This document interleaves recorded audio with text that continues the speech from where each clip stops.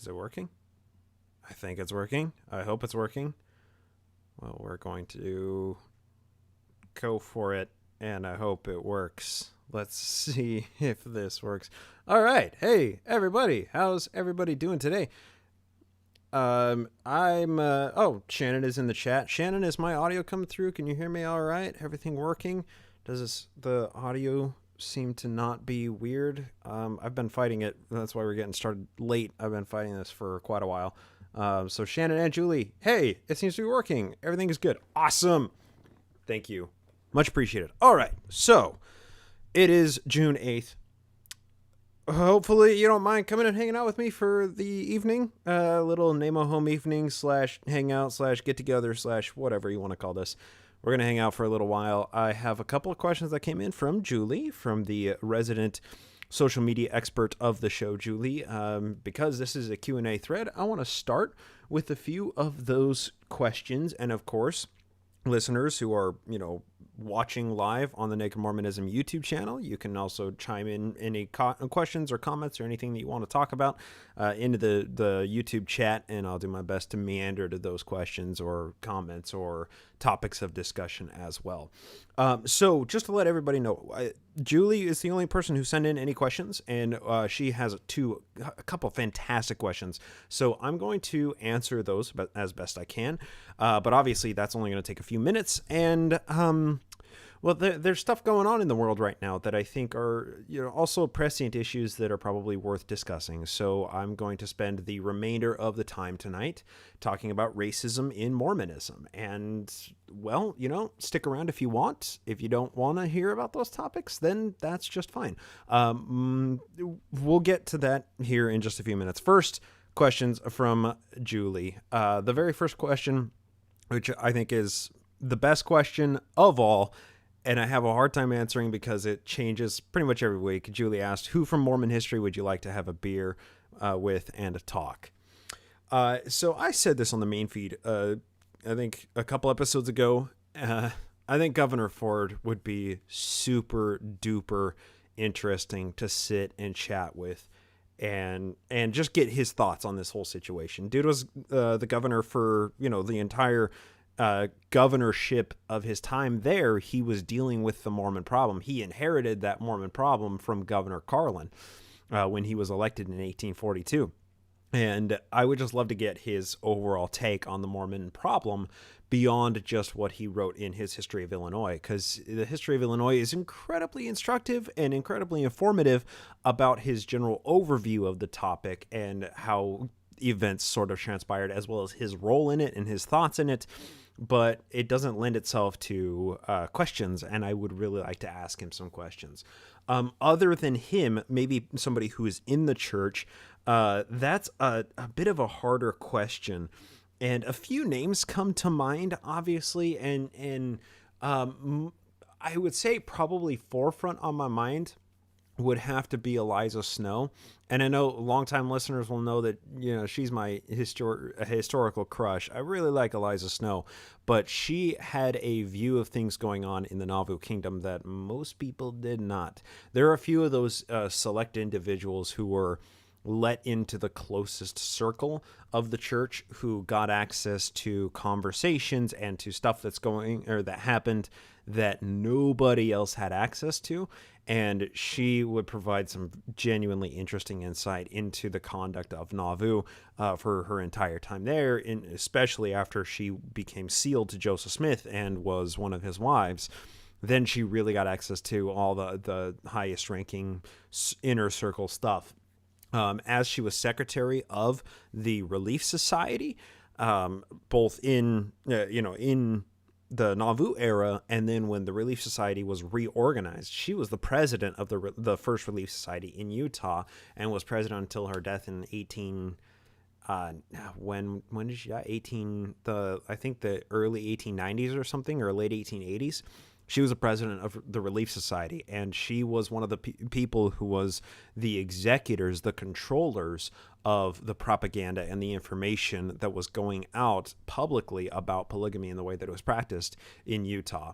And it would just be extremely interesting to me to kind of probe her mind and see where she was coming from on all of this, and, what her thoughts were on polygamy. And, well, obviously it's a tough subject to broach with anybody because it's tapping into very private interactions in that person's life.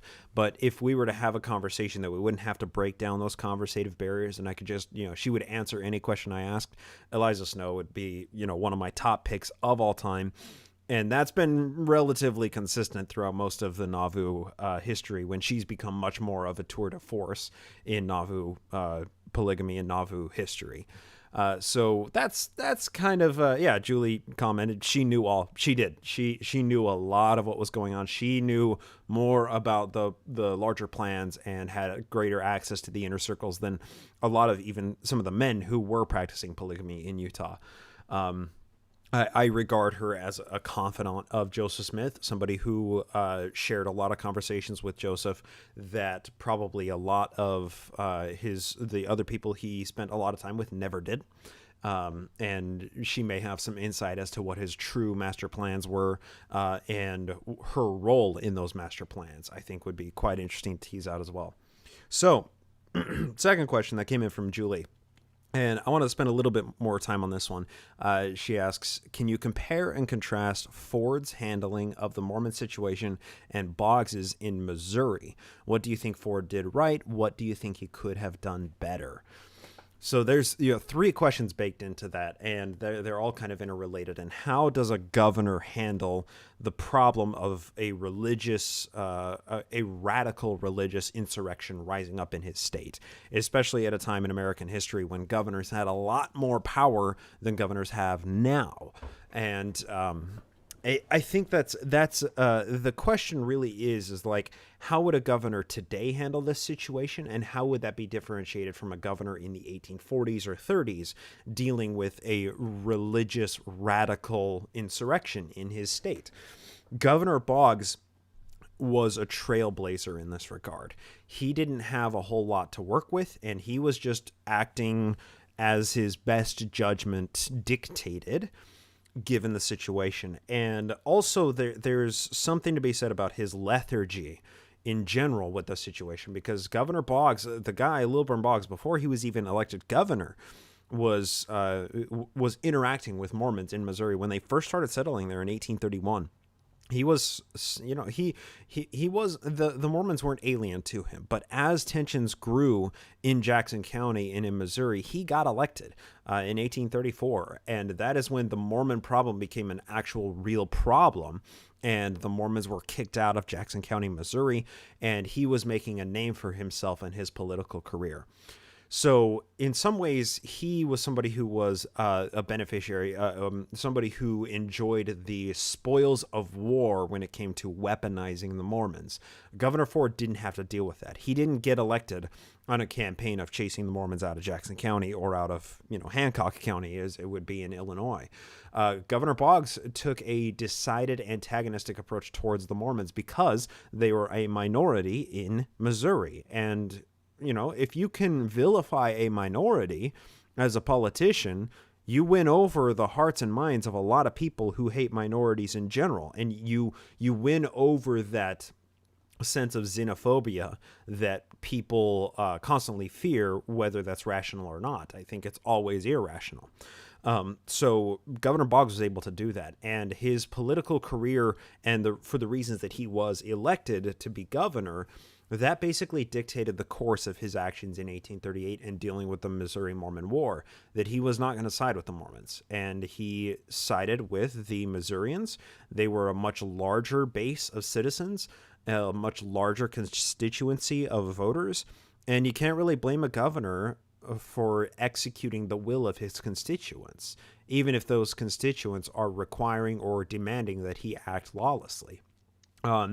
So Governor Boggs, how he handled everything with the Mormons, he took a hands-off approach. He wanted to make sure that the Mormon problem was dealt with through military officers. And he had Generals Atchison, Lucas, Donovan. He had his generals exercise his will, as this was viewed as a military affair. That's why it became a Missouri Mormon War, is because the people who were dealing with the Mormons were militia generals. Governor Ford, on the other hand, learned from Boggs's mistakes. He read the Missouri November Court of Inquiry documents as they were published right at the beginning of his tenure as governor of Illinois. He saw what had happened, and he understood, obviously, that Boggs taking the hands-off approach and handling this as a military conflict instead of civil unrest, the way it probably should have been handled, was a massive mistake, and it was a blight on his career. Also, Governor Ford probably recognized, that Governor Boggs, he fucked up with the whole Mormon thing, and then he got shot. I better be careful how I handle these Mormons. They're pretty legit. So he took a hands-on approach. He handled everything personally. He tried to do this with himself in the middle of the conflict. And in many ways, he acted as the arbiter between the two competing sides, the Mormons and then the old citizens, who were called the anti-Mormons and the mobocrats and, the enemies of the church. He was able to dance the line between these two groups of people that were on the precipice of war, and he did it so to the best of his ability. What did he do right? He handled the matter with boots on the ground. Not only did he himself go to Carthage and handle the uprising of the Mormons in Nauvoo, he brought his closest advisors with him, and he only called to people who he thought could faithfully execute his will to be the people at the head of the various militias that he sent into Nauvoo and into McDonough County and into Adams County and all of these other places to try and keep the Mormons from uprising. And he did so essentially successfully, but where did he go wrong? What could he have done better, to the third point of Julie's question? He shouldn't have left.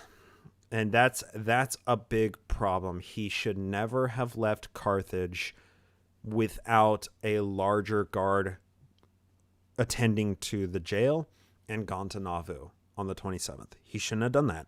And I think he regards that as a large mistake of his tenure, because he left Carthage and that left the foxes to guard the henhouse. And that resulted in the deaths of the people who were his primary duty was keeping them alive, who he had repeatedly pledged the faith of his office and of the state for their protection, and he failed in doing so.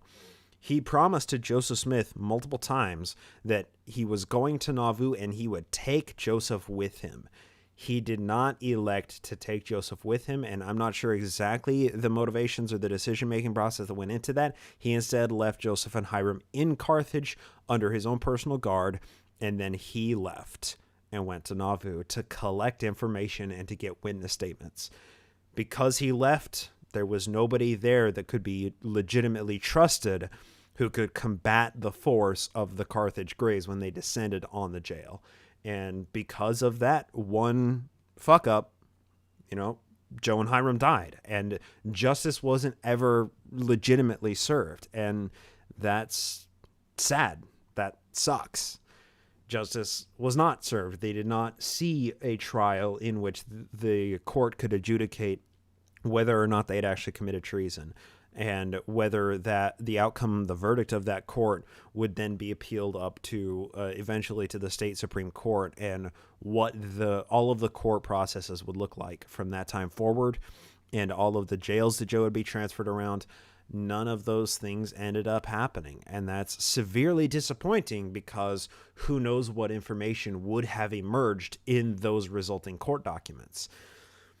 Instead, a lot of it is left up to historical mystery and not in, actual court records that we can determine, in witness statements and affidavits and depositions that we can determine what happened there. A lot of it has to be ascertained from what the people left behind themselves that aren't court records, that are inherently less reliable. So that, I think, kind of classifies as, something he could have done better. He could have left a larger, more trusted guard in Carthage. But at the end of the day, the tensions were so high that the dude could move mountains and probably still wouldn't be able to guard against assassination. It was the people had determined for weeks now that Joe was going to die. It was not a matter of if, but when they were going to be successful. And it just so happened they had to wait for Daddy to head out of town and go on a little business trip to Nauvoo before they were unsupervised enough to do what they felt was the most prudent action: assassinate the guys. So, sorry about that. Those are the two questions. Anybody else have questions or anything that they want to comment on, pop it in the chat. If not, we're going to talk about racism in the church, because I've seen a lot going on about this. And there's tomorrow's Glassbox podcast episode is going to drop, and it's for patrons of the show, it's nearly 3 hours of current events as well as racism in Mormonism. And this is a topic that has been done a lot. It's been done by a lot of people. I've done it on this show. Braden and I have done it on Glassbox podcast a few times. There's always more information there. There's always more to dig out. There's always more to understand within the context of the beliefs and the doctrine and theology of Mormonism, especially prior to the priesthood ban. And that's what I want to talk about today, and what the priesthood ban actually means. Because the priesthood ban comes from a select few passages from the Book of Mormon, as well as from the Book of Moses and the Book of Abraham in the Pearl of Great Price. In the Book of Mormon, it talks about the curse, a skin of darkness, skin like a flint. This all comes from 2 Nephi and Jacob. Very early in the book gets its racism out there already to begin with. That just describes what the curse is. It doesn't describe how the curse was acquired. It doesn't describe the premortal existence and people rejecting the plan of Jesus and taking too long to accept the plan of Jesus, being fence sitters. It doesn't the Book of Mormon does not establish anywhere at any time that the curse is a result of premortal decisions, because the Book of Mormon doesn't talk about a premortal existence anywhere. There are passages that people have pretzeled and construed to mean some commentary about the premortal existence, but that was not part of Mormon theology in 1830. That needed D&C 76 to come along, which didn't happen until 1831 or maybe early 32. So it wasn't until at least almost a year and a half into Joe's ministry and developing theology that he came up with the concept of a premortal existence and the possibility that personal appearances or personal or whatever your life is a result of consequences that you made from decisions that you made in the premortal existence. That was nowhere in Joe's theology in the Book of Mormon. It took the Book of Moses and him and Sidney Rigdon translating the Bible for him to conceive of that idea of a premortal existence being possible, or that, incorporating that concept into his theology. And then it took the Book of Abraham being published in 1842.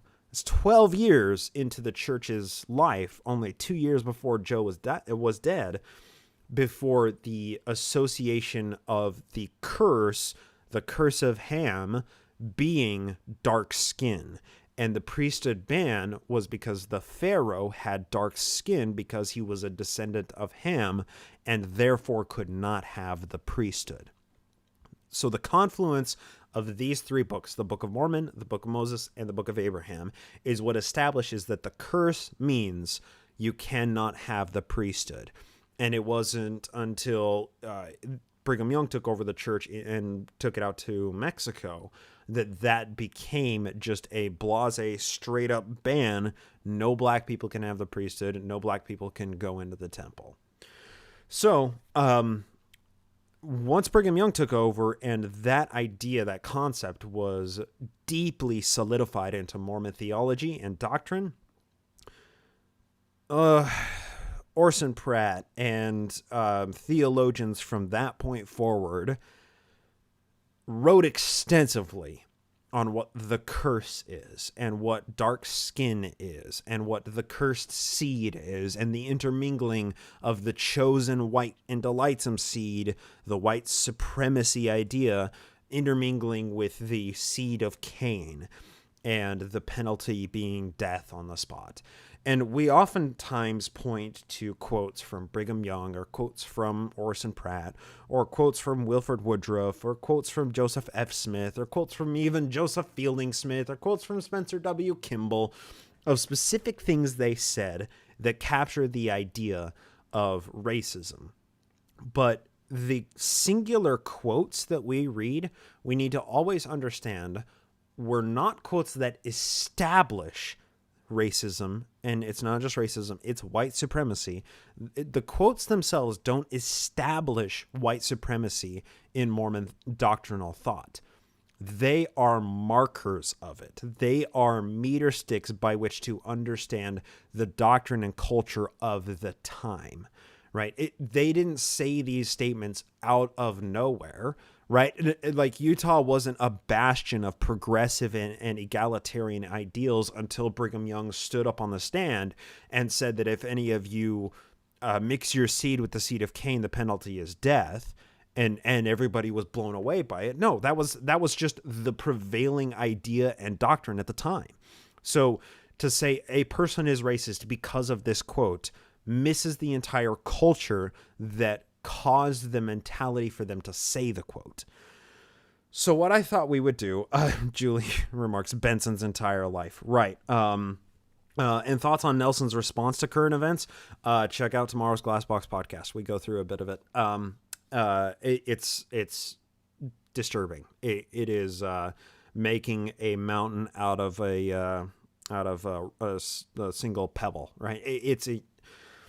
There's no establishment of partnership. There's no massive donation. There's nothing to reconcile the problems. There's nothing to apologize for racism.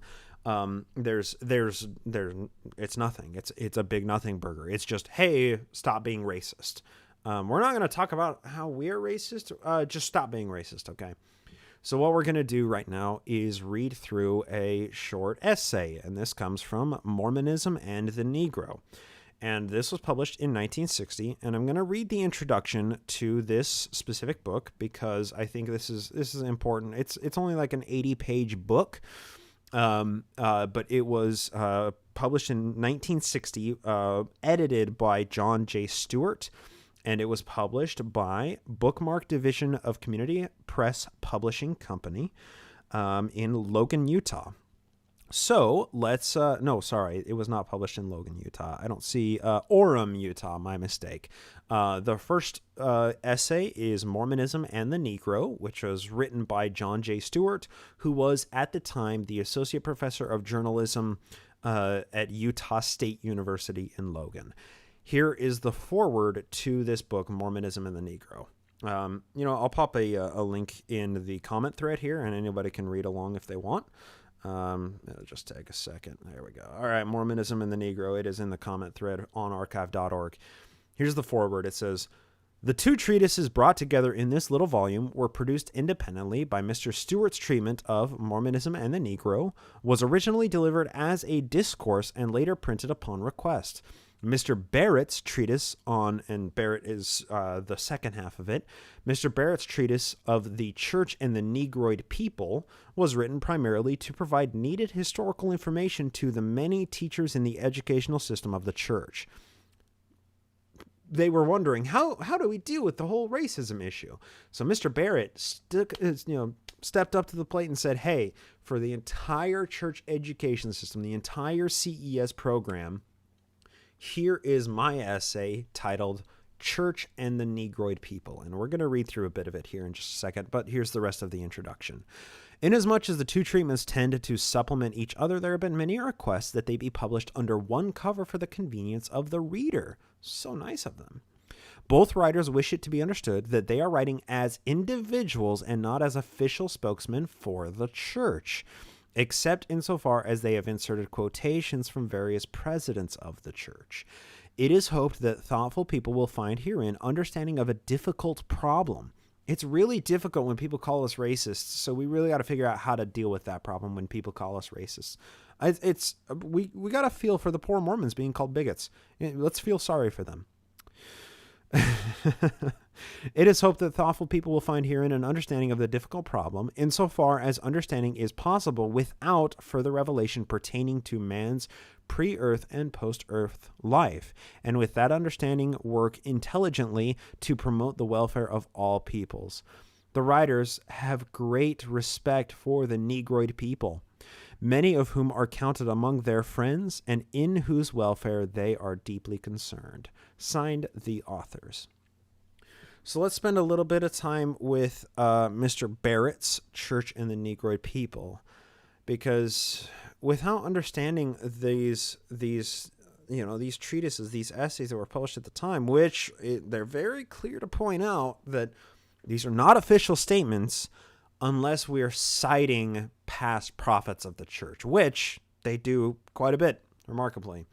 And that this is a really common thing. Apologists for the church, even historians who have been working for the church, have often published as a foreword or an introduction. Shannon says, some of my best friends are black. In other words, yes, that's what the introduction said. Historians and apologists, scholars, theologians who write independently or who even have been working under employ of the church often put in their introductions that this is my personal work and is no way to be construed as an official statement by the church. Because the church, I mean, especially by the 1960s, they were very, very, very careful about what they actually put their name on.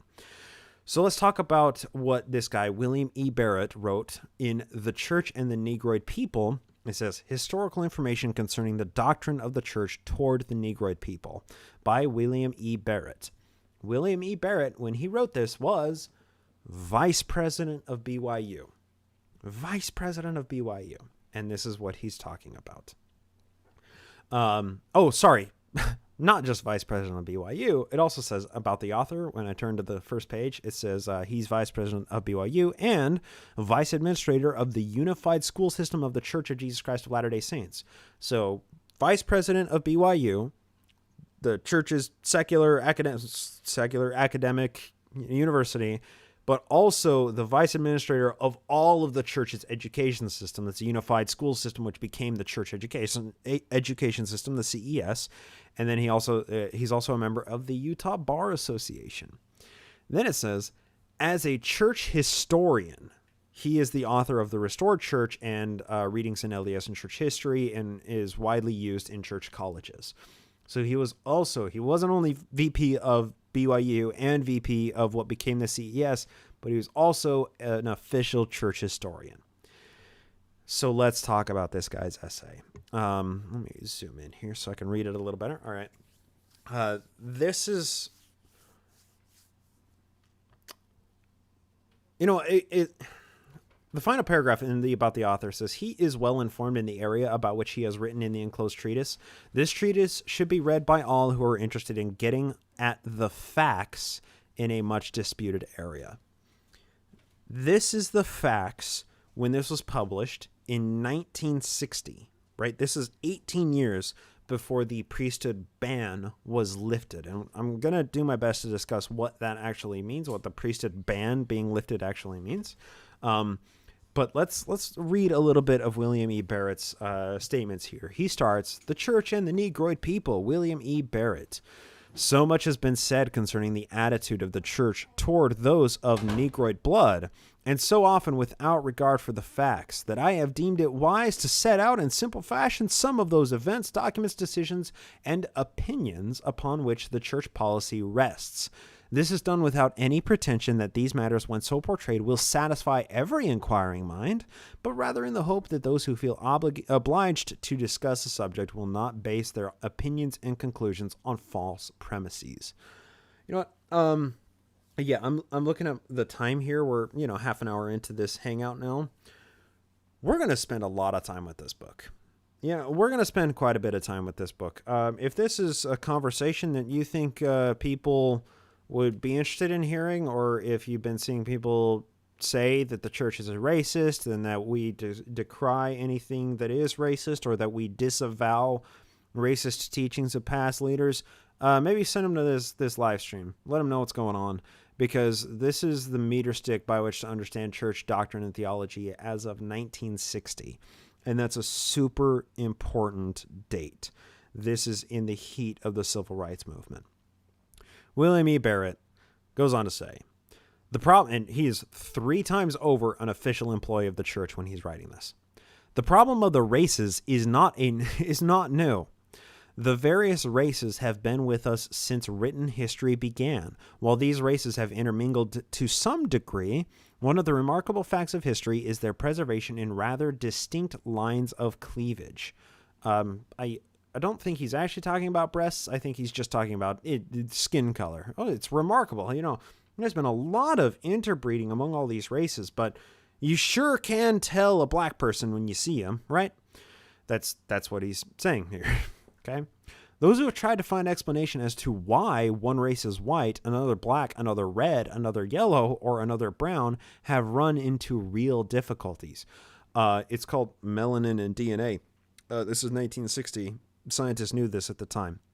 The old explanation that coloring was due to climatic conditions under which the races lived, giving rise to certain pigments in the skin, has been discarded as man has learned more of the history and distribution of the peoples. It's amazing. He wrote that in 1960, that those thoughts and those scientific theories have been discarded, but it's weird that they're understood as accepted now. Really amazing. Okay. The long history of the white race living in the tropics and the dark-skinned Eskimo living in the frozen north has pushed such theories into the discard. It's not true. It's just not true. You live closer to the equator, your skin is typically darker. You just have to have more melanin because the sun shines more and brighter there. You're closer to the sun. But the dark-skinned Eskimo, maybe they're descendants of people who were more equatorial. Asiatic people who, were the actual ancestors of the Eskimos. Anyway, frankly, we appear to be without any generally accepted scientific explanation. It was pretty well understood in the 1960s.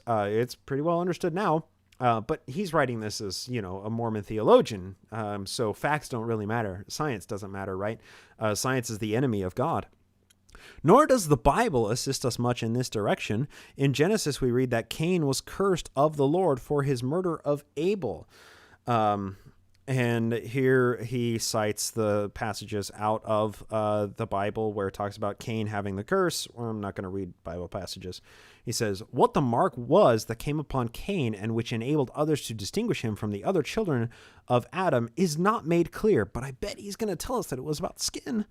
The Bible does not mention if or how the curse and mark placed upon Cain survived the great flood.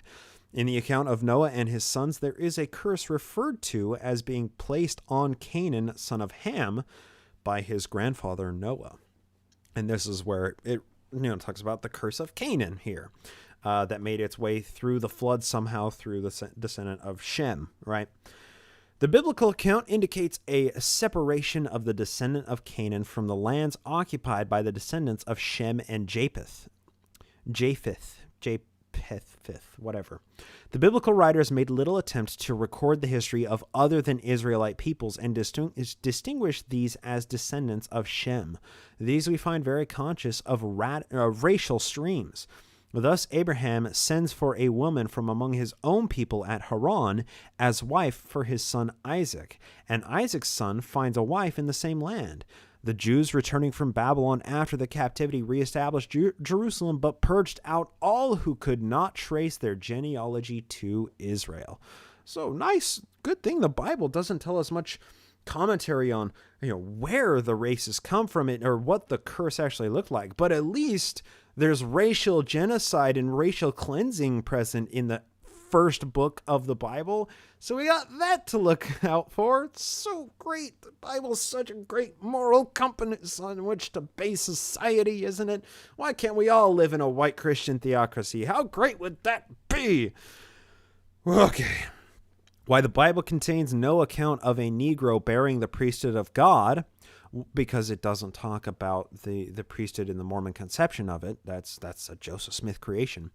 one would find rather scant materials upon which to base any policy limiting the rights and participation of the Negro in God's church. Thus, when the Church of Jesus Christ of Latter-day Saints was established under Joseph Smith's leadership in 1830, there did not exist in Christian churches generally any policy forbidding Negroes from membership and leadership in Christian churches. That's just not true. Almost all religious leaders, unless they were in the South, were white. It was a very white man's game, and many churches didn't even allow African Americans to even attend their church. It's just obviously incredibly blind to the culture of the time. Just incredibly, not blind, that's the wrong word, I'm sorry. Incredibly ill-informed of the culture of the time. It is baffling to me. True, wherever the Negro existed under directions of slavery, as in the southern states of America, he was considered as inferior to the whites and was usually segregated in church services. He was usually considered as inferior to the whites. I love how there's like the distancing there. The distancing. He was considered inferior to the whites, not the whites considered him inferior. Words fucking matter. The whites considered him inferior. That's a more accurate way of portraying what was actually going on. What is actually going on? The Church of Jesus Christ of Latter-day Saints had its origin north of the slave belt. The New England of the day was not only a place where the Negro could be free, it was also the seedbed for the abolitionists, those fiery advocates of freedom and equal rights for the dark race in America. That's a true statement, which is arguably, not arguably, but which is one of the many factors that went into the Missouri-Mormon War. A lot of the Mormons who were moving to Missouri were not friendly to slavery. They were Northerners. They came from the New England area. They go and settle in the northernmost slave state that was Missouri. Obviously, they're going to have some ideological differences with their slave-holding neighbors. It played into, one of the factors of all of the tensions that brewed between the Missourians and the Mormons. He continues. All right. That's a fun word to come up on. In this atmosphere, it is not surprising that we find the early members of the church often referred to by the slaveholders as Negro lovers. Certain it is that most of the early members of the church were opposed to the principle of slavery. It depends. Joseph Smith himself was he vacillated on opposed to and then very friendly to slavery. Notably, if any of you follow on Naked Mormonism Twitter, there are a couple profiles that I hate follow just because I think it's kind of fun.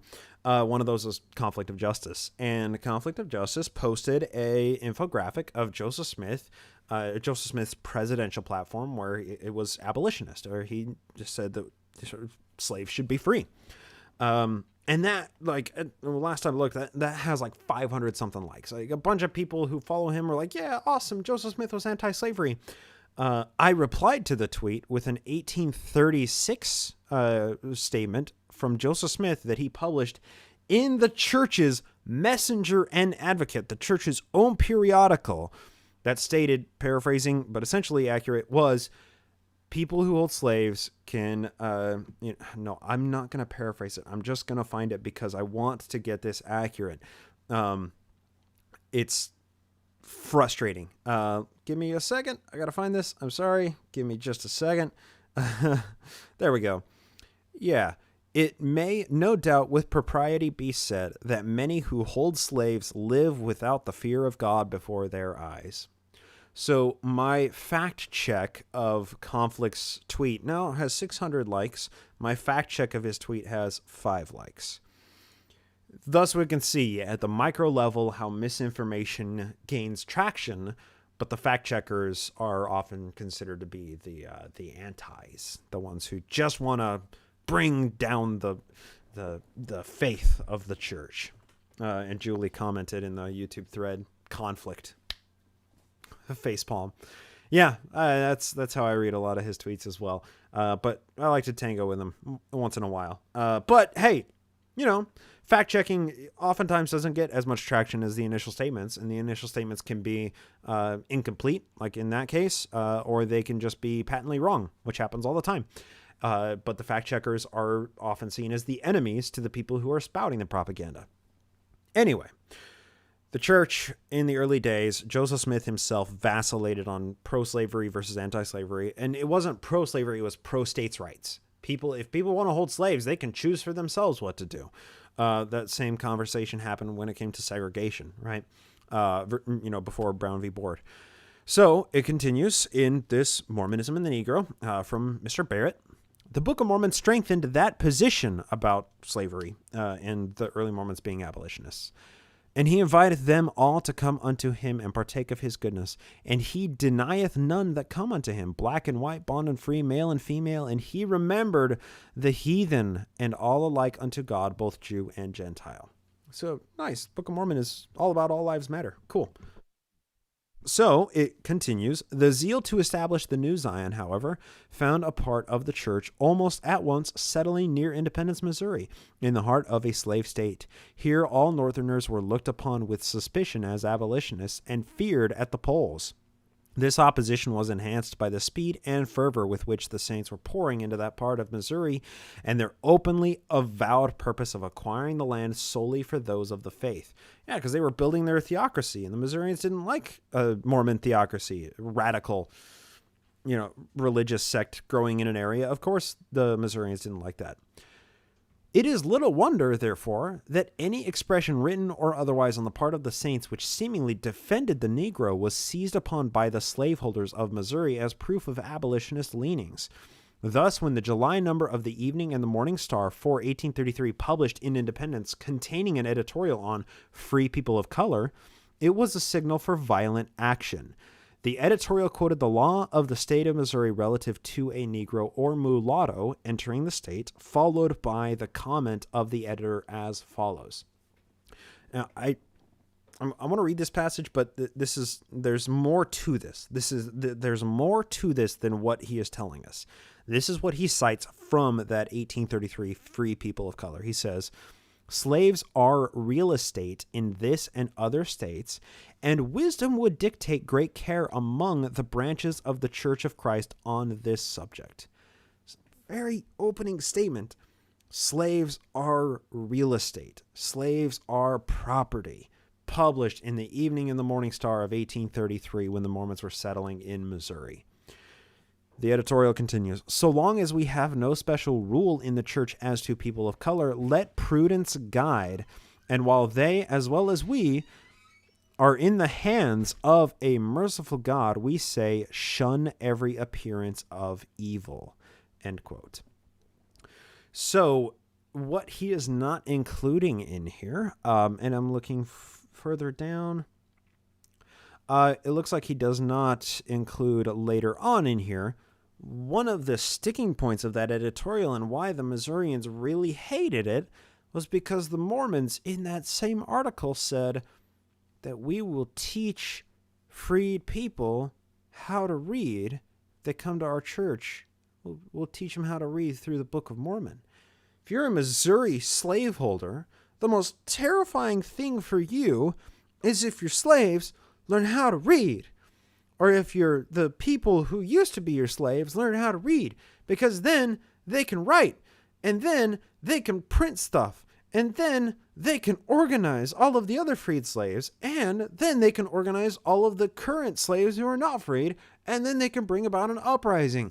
It's one of the many ways, or one of the many reasons, that African Americans who were slaves and freed slaves were kept subservient, were forced into an inferior status by the white people of the country, because it was feared that if they became literate, that was the first step towards a slave uprising.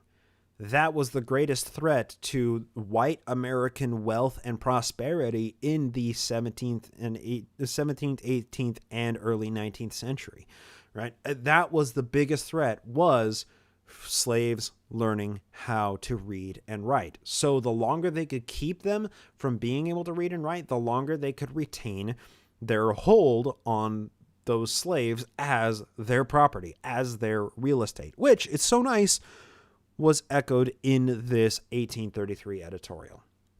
Let's continue on Barrett's essay here. He says, publishing this law and the above comment was construed by the old settlers to be invitation to free people of color to settle in Jackson County and as carrying instructions on how to do so legally. The Saints quickly denied that intention by publishing an extra to the July number on the 16th of that month. So it wasn't just that one chunk that we read there. It was also that the Mormons were offering to teach the freed slaves how to read by the Book of Mormon. And that was the greatest threat. That's what one of the main pressures that caused the Missourians to burn the Mormon printing press in Jackson County. Also, really important to understand too, the Mormons published one of Joseph's revelations that was being printed in the Book of Commandments that was being published when that printing press was burned, talked about the Lamanites uprising and cursing the land with a vexatious curse. It wasn't just the freed slaves and the current slaves. It was also all of the subjugated Native Americans who had been the victims of systematic genocide for a century and a half by that time that they were worried about. And in addition to that, it said the property of the Gentiles will be consecrated to the bishop's storehouse, meaning that was Joseph's revelation giving the Mormons free license to steal the property of the old citizens and give it to the bishop's storehouse, which would then be used in the Mormon communalistic socialist structure that Joe attempted to build multiple times. There were so many problems with what the church printing press was publishing in Jackson County in 1833. This was yet one of the extra pressures that caused the citizens of Jackson County to burn the Mormons' printing press, to destroy their houses, burn the houses to the ground, beat, tar and feather, and whip and shoot and stab a bunch of Mormons, and kicked them out of Jackson County and sent them up to Caldwell and Daviess counties. So, continuing on. This is what what was published in the July number as an extra in order to answer for all of the slaveholders getting so mad about the Mormons calling slaves real estate. It says, our intention was not only to stop free people of color from immigrating to this state, but to prevent them from being admitted as members of the church. They could have got it right. They could have stuck to the moral perspective that African Americans are people too, but they didn't. When they were challenged on this, they walked it back and denied the accusations that people were lobbing at them that the Mormons were trying to open up Missouri to be a place where freed slaves could settle. And immediately, the very first thing that it says was to stop people of color from immigrating to this state and to prevent them from being admitted as members of the church. It continues, great care should be taken on this point. The saints must shun every appearance of evil. As to slaves, we have nothing to say. In connection with the wonderful events of this age, much is doing towards abolishing slavery and colonizing the blacks in Africa.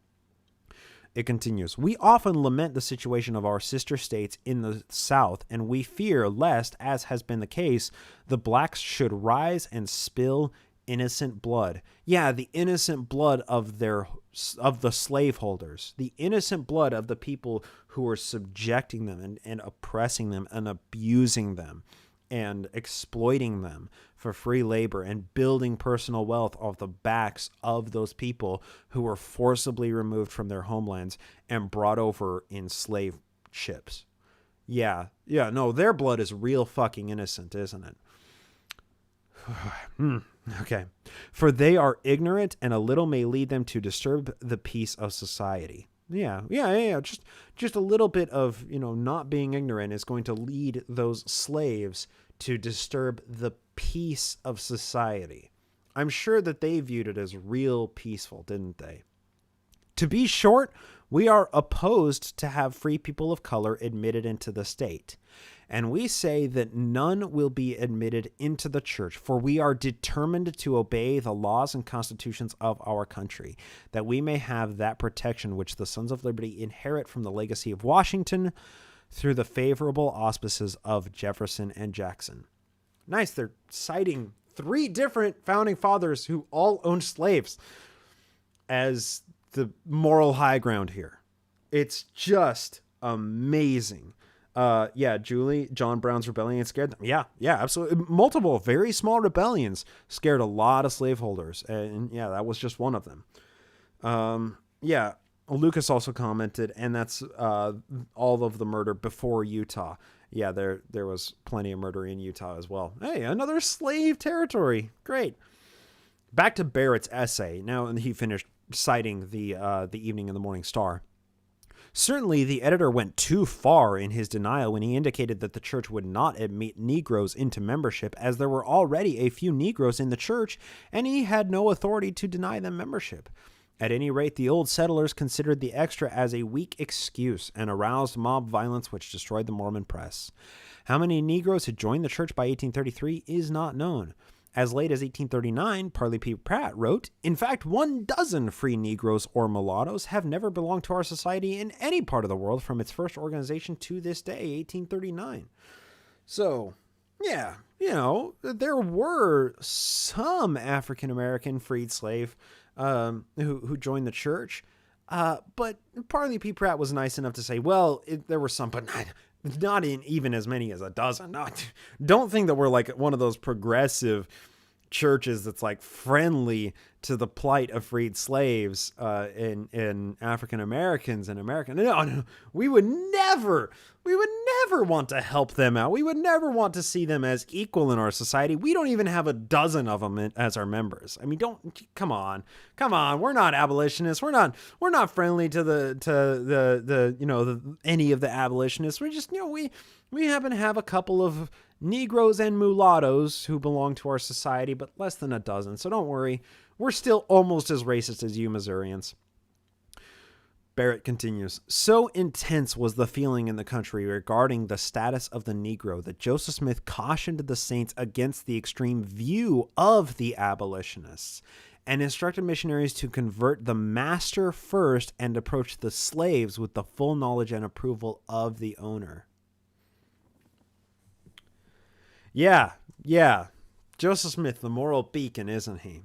Once the saints had left the slave state of Missouri and were settled in the free state of Illinois, the prophet Joseph gave voice to his views that the government should purchase the Negroes from their masters and set them free. And that is true. When it was politically advantageous for Joseph Smith and he was in a Whig state instead of a Southern Democrat state, he switched to being abolitionist-minded. But it wasn't a blanket abolition. It wasn't an Emancipation Proclamation. It was the government should buy all the slaves and then just release them. So all of those slave owners get a huge government bailout for all of their troubles of, having 99% of their workforce just released. All of the trouble that they've gone to cultivate their slaves and to, breed their slaves and to buy and sell their slaves, all of the trouble that they've gone to in building their own personal wealth and plantations off the back of these slaves, that was really hard on them. We should give them a huge government bailout. That was Joseph Smith's perspective. And that was also the perspective in his presidential pamphlet that was published, 3 months before he died, right? That did not change. Really a moral beacon, isn't he? Praise to this man. Praise to this man. Okay. Continuing on. Once the saints had left the slave state of Missouri, at no time during the life of the prophet Joseph Smith or since has the church denied membership to the Negroes. Not membership technically.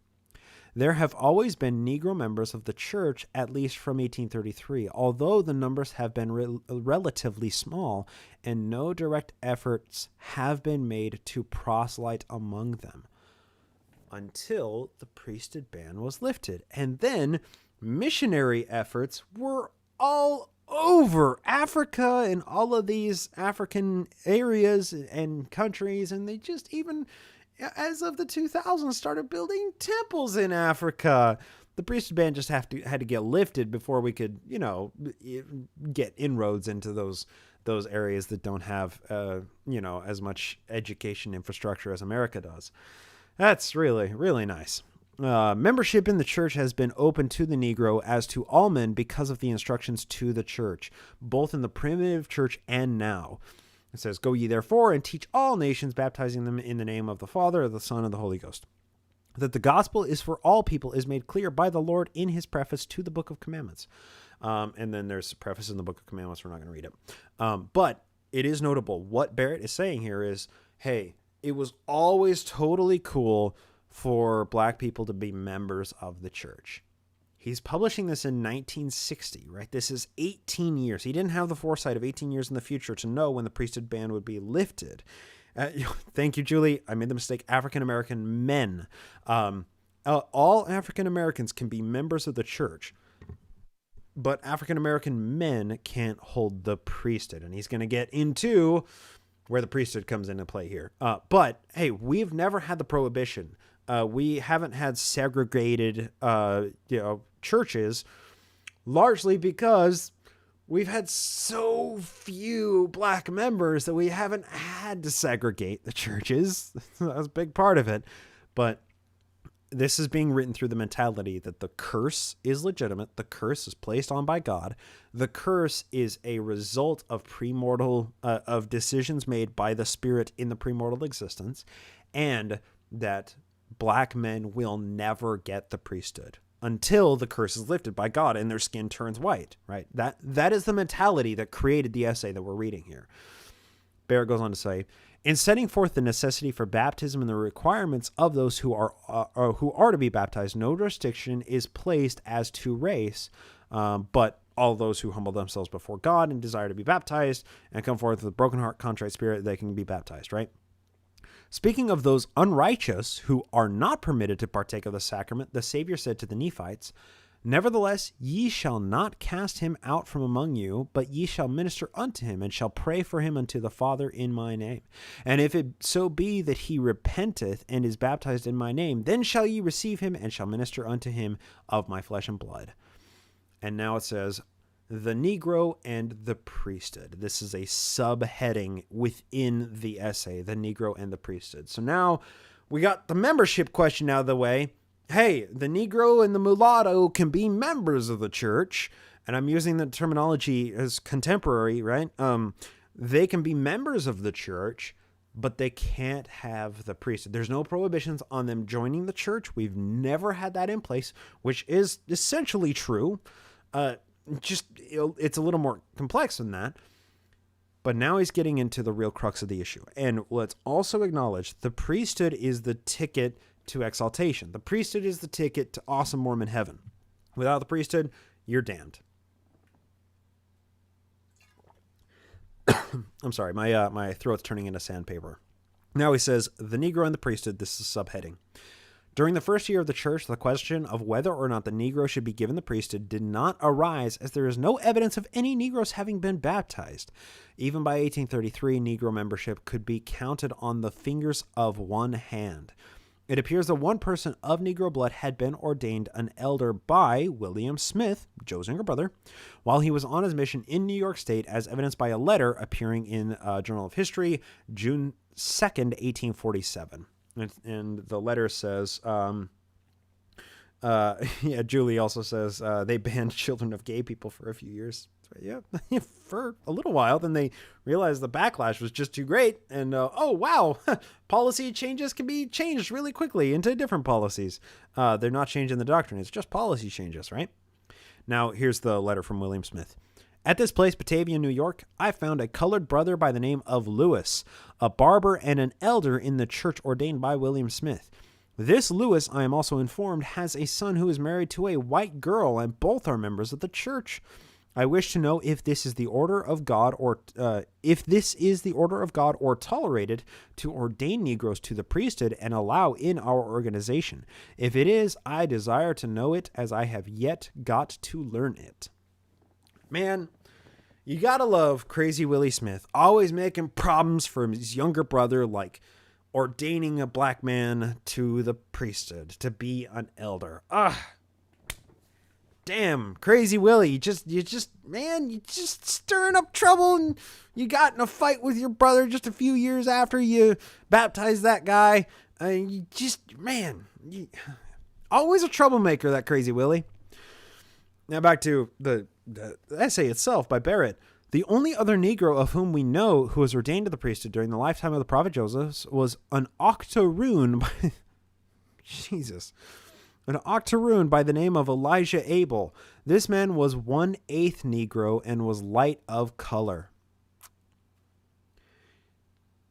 You see, Elijah Abel was baptized and ordained an elder, but he was like so light-skinned that you couldn't even like really tell that he was of Negro descent. So it's like, it was probably more of a mistake than anything that he got the priesthood.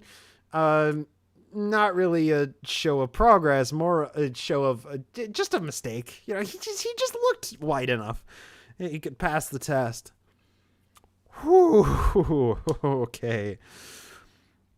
It is not known who ordained him or whether or not it was known at the time that he had Negro blood.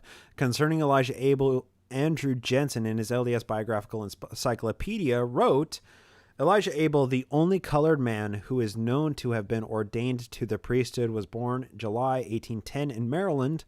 Becoming a convert to Mormonism, he was baptized in September 1832 by Ezekiel Roberts, and as appears from certificates, he was ordained an elder in March 1836 and a 70 in April 1841. As an exception having been made in his case with regard to the general rule of the church in relation to colored people. He was ordained only as an exception. And that's what Andrew Jensen, official church historian at the turn of the 20th century, wrote about this guy. Specifically, he was ordained as an elder as an exception. And I would argue the exception that proves the Mormon rule that dark skin is the curse. But this is a light-skinned person who was 1/8 African. Therefore, he was white and delightsome, righteous enough to get the priesthood. So many people hold up Elijah Abel as like Joseph Smith was so progressive because Elijah Abel was a black man who was in the quorum of the 70s, not recognizing that it may have been because he was such a light-skinned African American that he was ordained. It's more racist that way. If he is the exception to the rule of the curse of dark skin and the priesthood ban, then that just makes Joseph more racist than before. That makes whoever ordained him more racist than we understand it. Okay. Okay. The entry is misleading because it does not disclose that Elijah Abel was only part Negro and does not disclose the fact that in a meeting in May 1879 at the home of President Abraham O. Smoot, Provo, Utah, leaders of the church reapproved that the priesthood was not for the Negro and that Elijah Abel was not to exercise any priesthood rights. The fact that his priesthood was revoked.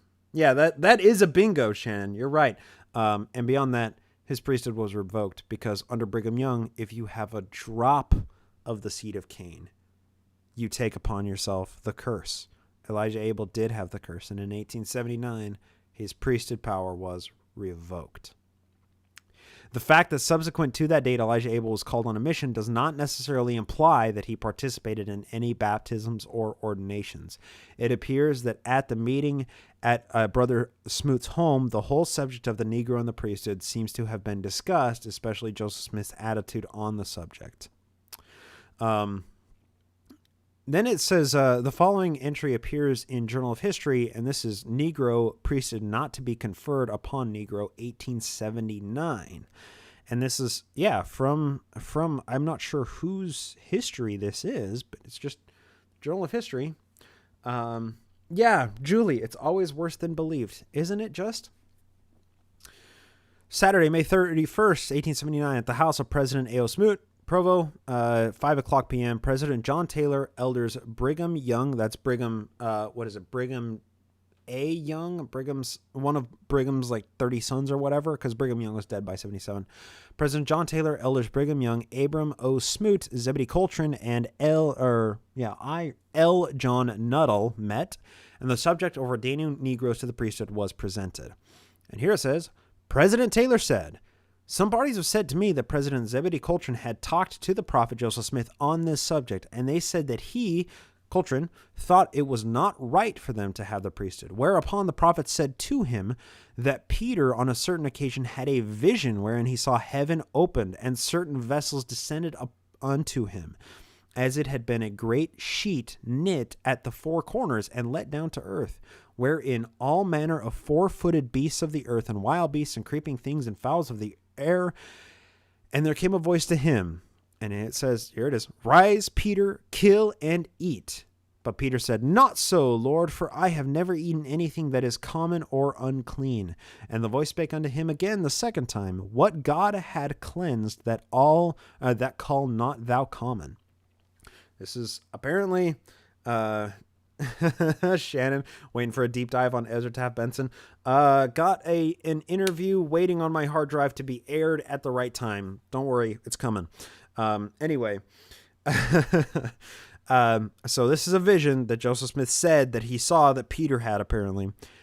And the prophet Joseph then said to Brother Coltrane, as the angel said to Peter, What God hath cleansed, thou call not thou common. President Taylor asked Brother Coltrane, Did the prophet Joseph ever make such a statement to you? Brother Coltrane, No, sir, he never said anything to the kind of the kind in his life to me. President Taylor, What did he say? Brother Coltrane, The spring we went up in Zion's camp in 1834, Brother Joseph sent Brother J.P. Green and me out south to gather up means to assist in gathering out the saints from Jackson County, Missouri. On our return home, we got in conversation about the Negro having the right to the priesthood, and I took up the side that he had no right.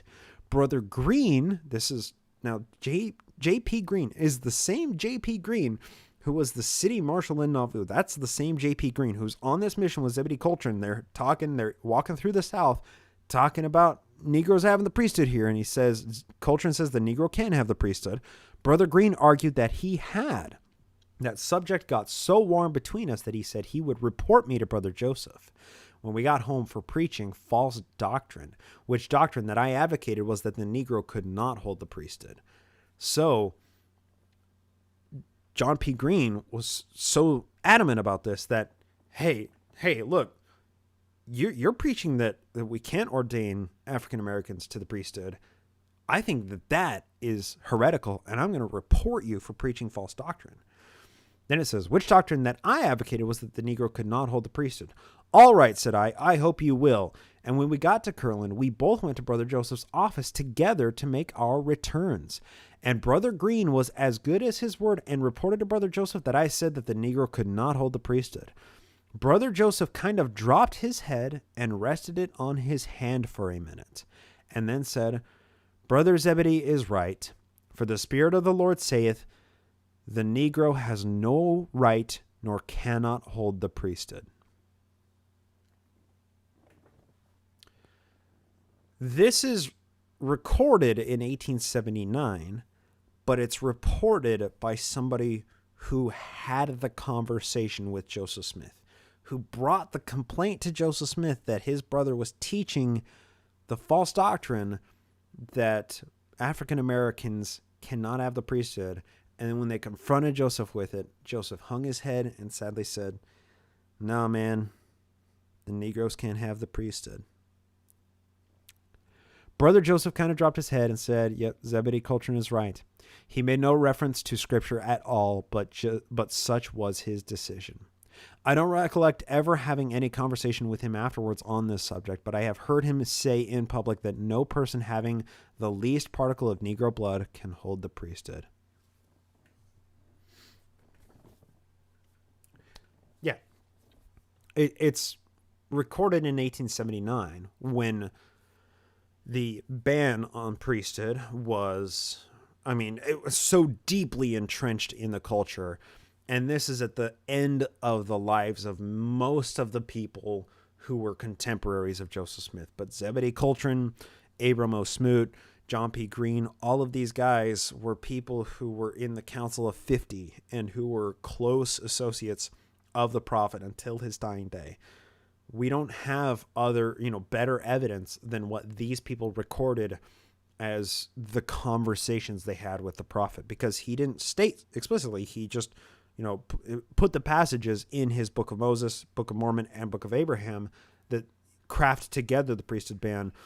All we have here is statements from people who talked with Joseph Smith after the fact, recorded after his death.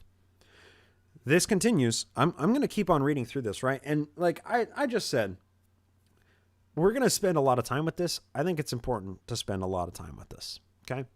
Brother Coltrane further said, Brother Abel was ordained to 70 because he had labored on the temple. It must have been in the second quorum. And when the prophet Joseph learned of his lineage, he was dropped from the quorum and another was put in his place. I was one of the first 7 presidents of the quorum of the 70 at the time he was dropped. So not only was Elijah Abel's priesthood revoked in 1879, but according to Zebedee Coltrane, when Joseph learned that Elijah Abel actually was 1/8 African American, that's when Joseph removed Elijah Abel from the quorum of the 70s. That's great. That's great. President Taylor, Brother Zebedee, you are not one of the 7 presidents now. What have you been doing? Brother Coltrane, I was acting then as one of the first 7 presidents of the 70 and was ordered back into the quorum of high priests. There's more stuff that all doesn't matter. And then it talks about, here we are, this is important. In the washing and anointing of Brother Abel at Kirtland, I anointed him, and while I had my hands upon his head, I never had such unpleasant feelings in my life. And I said, I never would again anoint another person who had Negro blood in him unless I was commanded by the prophet to do so. Signed, Zebedee Coltrane. Yeah, very, very progressive, Joe. When Zebedee Coltrane ordained him, when Elijah Abel went through the washing and anointing in the Kirtland Temple, and Coltrane is arguing that he only got to do that because he was one of the people who labored on the temple. You work in the temple, we're going to let you do the washing and anointing. Zebedee Coltrane ordained him, he said he had never had such an unpleasant feeling in his life. It was, for Mormons who were led by the Spirit, as a stupor of thought versus burning in your bosom, when you have an unpleasant feeling when you're doing something in a church capacity, that means that the Lord is giving you a sign. He is, whispering to you in the still small voice that you're doing something wrong. Yeah, real great. Holy shit. All right, we're going to continue. And then we have L. John Nuttall, who's talking about the same situation here. Brother A.O. Smoot, Abraham O. Smoot, said W.W. Patton, that's, Captain Fear Not, who died in the Battle of Crooked River, W.W. Patton, Warren Parrish, and Thomas B. Marsh were laboring in the southern states in 1835 and 36. There were Negroes who made application for baptism, and the question arose with them whether Negroes were entitled to hold the priesthood. And by those brethren it was decided they would not confer the priesthood until they had consulted the prophet Joseph, and subsequently they communicated with him. His decision, as I understood, was they were not entitled to the priesthood, nor yet to be baptized without the consent of their masters. Which, I get that you don't want to rile up slave owners because they're the rich folks. You don't want to piss off rich folks because then you make powerful enemies. Joe learned that later in his life in Missouri.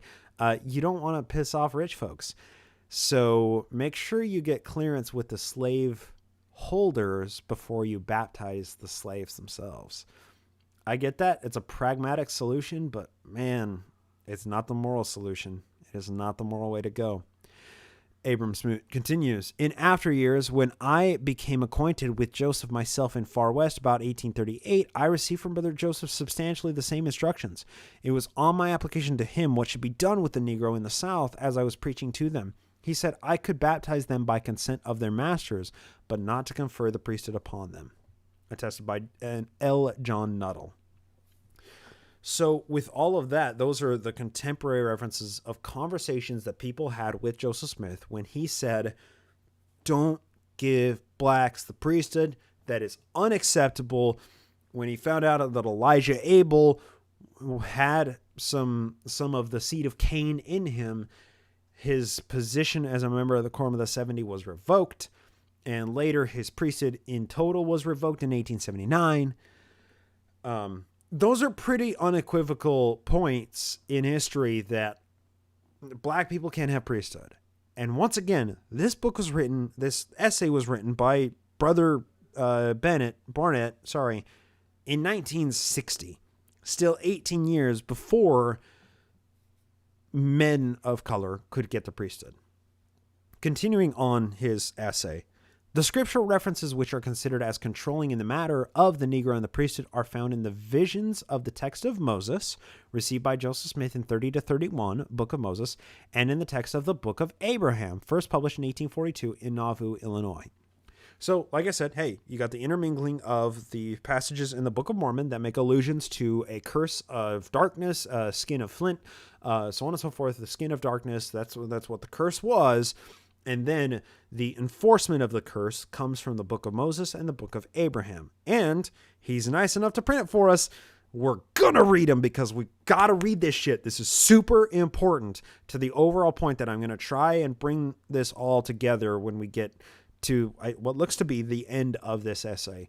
Like I said, we're going to spend a lot of time with this. If you're bored, hey, turn it off. Hey, don't keep listening.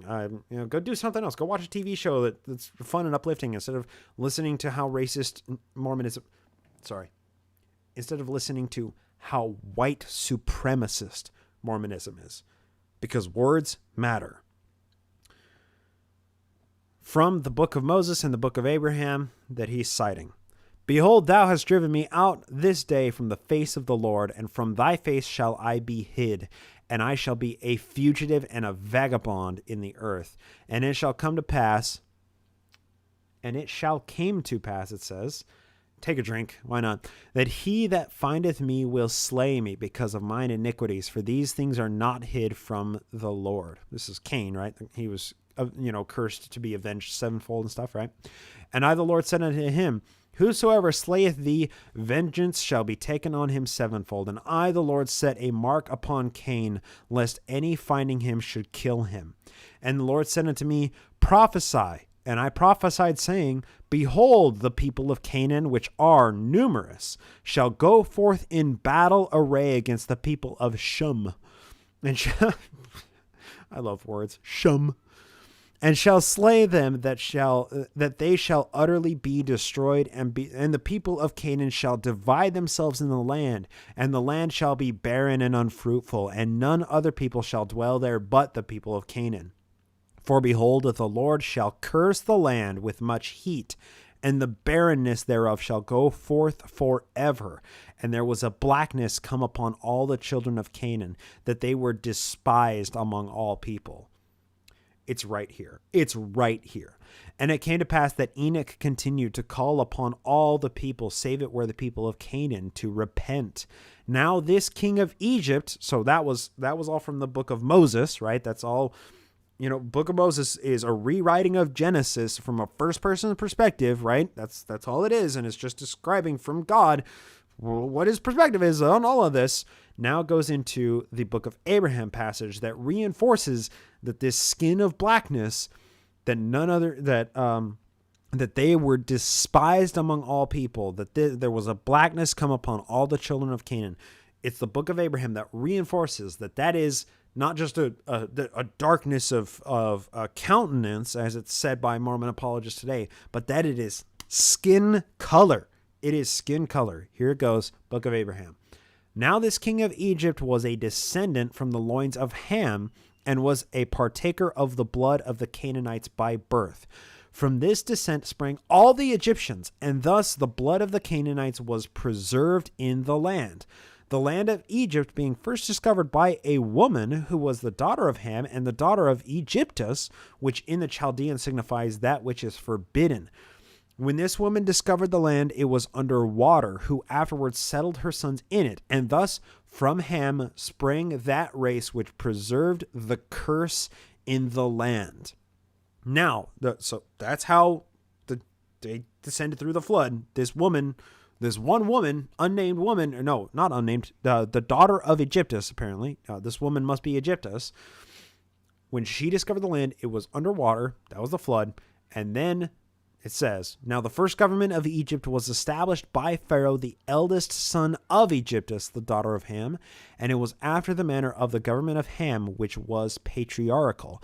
Pharaoh, being a righteous man, established his kingdom and judged his people wisely and justly all his days, seeking earnestly to imitate that order established by the fathers in the first generations in the days of the first patriarch reign, even in the reign of Adam and also of Noah, his father, who blessed him with the blessings of the earth and with the blessings of wisdom, but cursed him as pertaining to the priesthood. Now Pharaoh, being of that lineage by which he could not have the right of priesthood, notwithstanding the pharaohs would fain claim it from Noah through him, therefore my father was led away by their idolatry. Boom. It's right in there. In the book of Moses, so book of Abraham talks about the skin of darkness being a curse. The book of Moses says that curse is a blackness to make them, what does it say? Make them despised among all people. The book of Abraham says the Pharaoh was a descendant of Canaan and had the curse, and he retained the curse. Therefore, he cannot have the priesthood. And he tried to emulate the true prophets and of Abraham, of Adam, of Noah, of all these guys. He tried to emulate it, but because he didn't have the priesthood, he led away the nation by idolatry. This is, it's right here. It's right in the book of Mormon, the book of Moses, and the book of Abraham. Unequivocally, the curse of Cain is barring from the priesthood. And it's right here in all of the books. All of that said, whenever we see statements, official statements from the church that say, we don't know where the curse came from. We don't know why Brigham Young said that anyone who mixes their seed with the seed of Cain takes the curse upon themselves and the penalty is death on the spot. We don't know where they came from. You can show them these two verses, these two sections from the book of Moses and the book of Abraham. You say, you don't know? Oh, let me teach you. It's right here in your own book. It's right here in your scriptures. Where this comes from is your scriptures. It doesn't come from the philosophies of men. This comes from your scriptures. Unequivocally, it states what the curse is. It states what the curse looks like. And it states that the curse means you can't have the priesthood. Right here. It's in your scriptures. It's in your scriptures. And as long as it's in your scriptures, you still believe it. You still believe in white supremacy as long as this is retained in your scriptures. I'm getting ahead of myself because I'm going to continue reading through this. We still have a few pages left. Hey, like I said, if you don't want to watch it, don't stick around. If you don't want to listen to this, go listen to something else. It's all good. We got to spend time with this because it's an issue that requires time. It requires the dive. And in June of 2020, we got to talk about this. Got to talk about where this shit comes from. Okay? So the essay, it goes back to the essay and it says, even before his translation of the Abrahamic documents, Joseph Smith taught that the Negroes were descendants of Ham. Thus we read in his documentary history, Negroes are the descendants of Ham. And again we read, the Indians have greater cause to complain of the treatment of the whites than the Negroes or sons of Cain.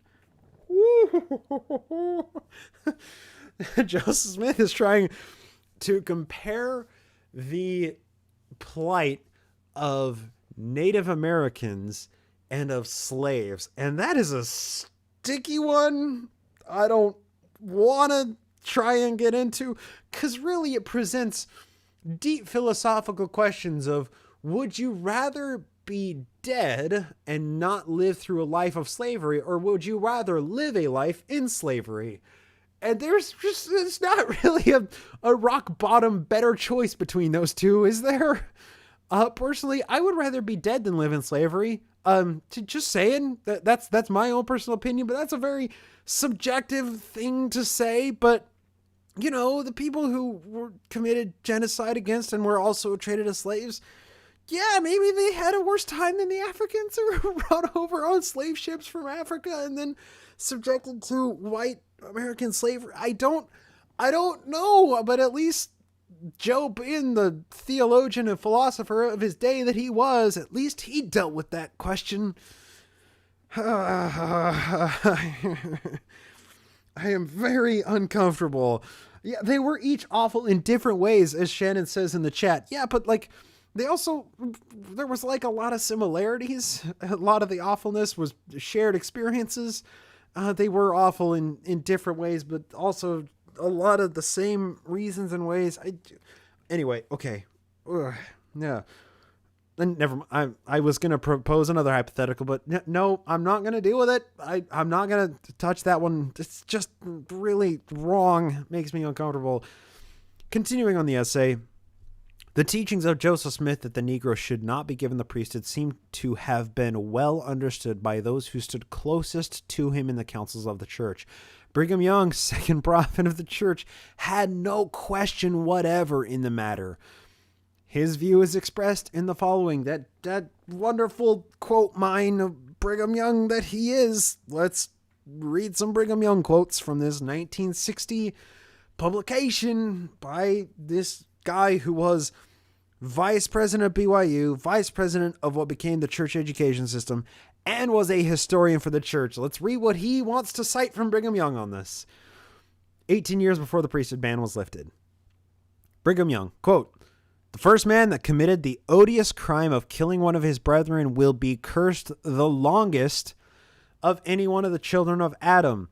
Cain slew his brother. Cain might have been killed, and that would have put a termination to that line of human beings. This was not to be. This was not to be. And the Lord put a mark upon him, which is the flat nose and black skin. After the flood, another curse is pronounced upon the same race, that they should be the servants of servants. And they will be until that curse is removed." Until that curse is removed.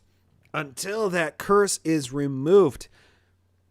Put a pin in that phrase, until the curse is removed, okay? How long is that race to endure the dreadful curse that is upon them? That curse will remain upon them, and they can never hold the priesthood or share in it until the other descendants of Adam have received the promises and enjoyed the blessings of the priesthood and the keys thereof. So, an undetermined point in the future, that's when the curse will be lifted. That is when African Americans, that's when black men can hold the priesthood. They were the first that were cursed, and they will be the last from whom the curse will be removed. And again, here is another quote from Brigham Young. "The Lamanites or Indians are just as much the children of our God as we are. So also are the Africans. But we are also the children of adoption through obedience to the gospel of his Son. Why are so many of the inhabitants of the earth cursed with a skin of blackness? It comes in consequence of their fathers rejecting the power of the holy priesthood and the law of God. They will go down to death. And when all the rest of the children have received their blessings in the holy priesthood, then that curse will be removed from the seed of Cain, and they will then come up and possess the priesthood and receive the blessings which we now are entitled to." Once again, I'm going to reiterate this point. Shannon says basically neither black people nor Native Americans were considered human, so while their treatment by whites was different in many ways.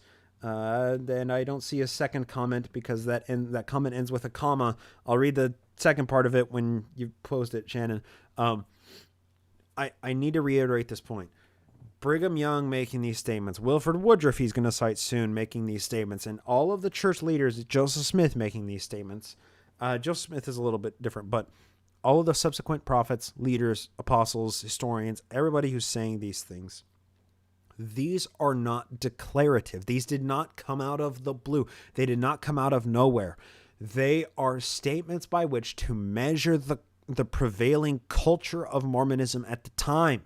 These things were not great revelations to the people. These were things that Brigham Young said, and all of the white people in the congregation with their slaves back at home who were tending to the fields in Utah were just sitting there, in their prairie dresses, just nodding. Oh, yeah, they really are cursed. Yeah, no, this, if only Cain could have been slain, then we wouldn't have any black people. How great would the world be if we just didn't have any black people? Yeah. Oh, that's a good sermon, Brigham Young. Good job. And again, then he goes on to say, the viewpoint of the church in 1852 is well expressed in an article appearing in the Deseret News for April 3rd of 1852. Deseret News. Great history behind that publication. It says, The descendants of Cain cannot cast off their skin of blackness at once and immediately, although every soul of them should repent, obey the gospel, and do right from this day forward. The mark was put upon Cain by God himself because Cain killed his brother Abel, thereby hoping to get the birthright and secure to himself the blessings which legally belonged to Abel. But Cain could not obtain Abel's birthright by murder. Cain did not obtain Abel's birthright and blessing, although he killed him for that purpose. The blessings which belonged to Abel descended to his posterity, and until the blessings of Abel's birthright are fully restored or received, secured, and realized by Abel's descendants, Cain and his posterity must wear the mark which God put upon them. So until African Americans pay back the crime to Abel's descendants of their forefather Cain taking Abel's birthright from them, until black people pay back all of the sins they committed against white people, the curse will remain. That is what that is saying. Until black people pay reparations for the birthright that Cain stole from Abel, they will remain cursed with black skin. We believe we will be punished for our own sins and not for Adam's transgression. Thank you for putting that in the chat, Julie. Apparently that only applies to white people, because Mormonism is white supremacy, right? Continuing on. Yet the Canaanites, and his white friends may wash the race of Cain with fuller's soap every day. They cannot wash away God's mark. No matter how much you scrub a black person, they're still going to be black. It so makes me so uncomfortable, but this is history. It makes us uncomfortable. Yet the Canaanites may believe the gospel, repent, and be baptized and receive the Spirit of the Lord. And if he continues faithful until Abel's race is satisfied with his blessings, then may the race of Cain receive a fullness of the priesthood and become satisfied with blessings, and the two of them become as one again when Cain has paid the uttermost farthing. Whew. Yeah, that is a bingo. Not punished for Adam's transgression, but we are punished for Cain's transgression. Oh, well, not me. I'm white. I'm not punished for my father's sins or for Cain's transgression, but only until Cain and the descendants of Cain have paid the uttermost farthing will the descendants of Abel be satisfied with the punishment that has been met with the seed of Cain. Whew.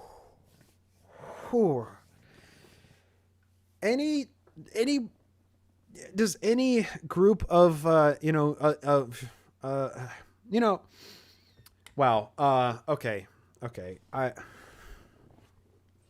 I'm baffled by it, because it's like none of this is new, but it's one of those ideas that when your mind fully grasps it, it's just so incredibly offensive and disturbing. And this idea that the punishment for the seed of Cain is paying the descendant of Abel back the uttermost farthing has caused the pain and suffering of African Americans for centuries. For centuries.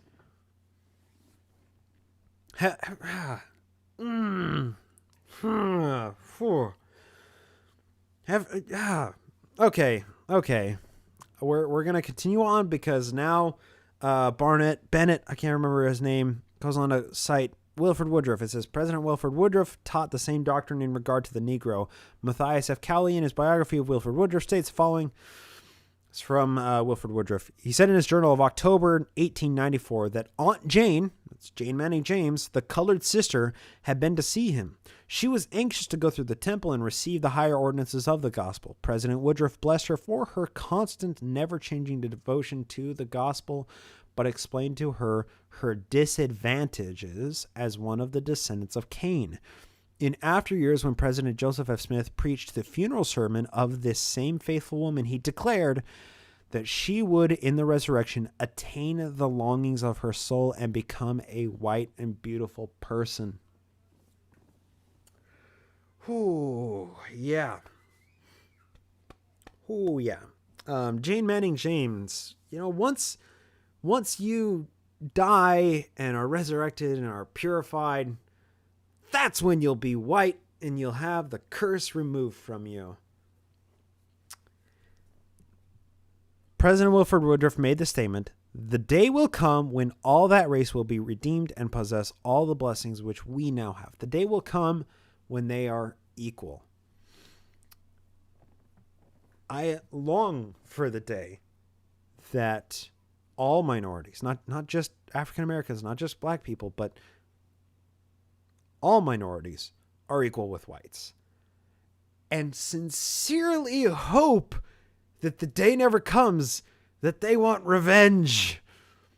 'Cause holy shit, us white people got a lot of just the nastiest, most horrific shit coming our way.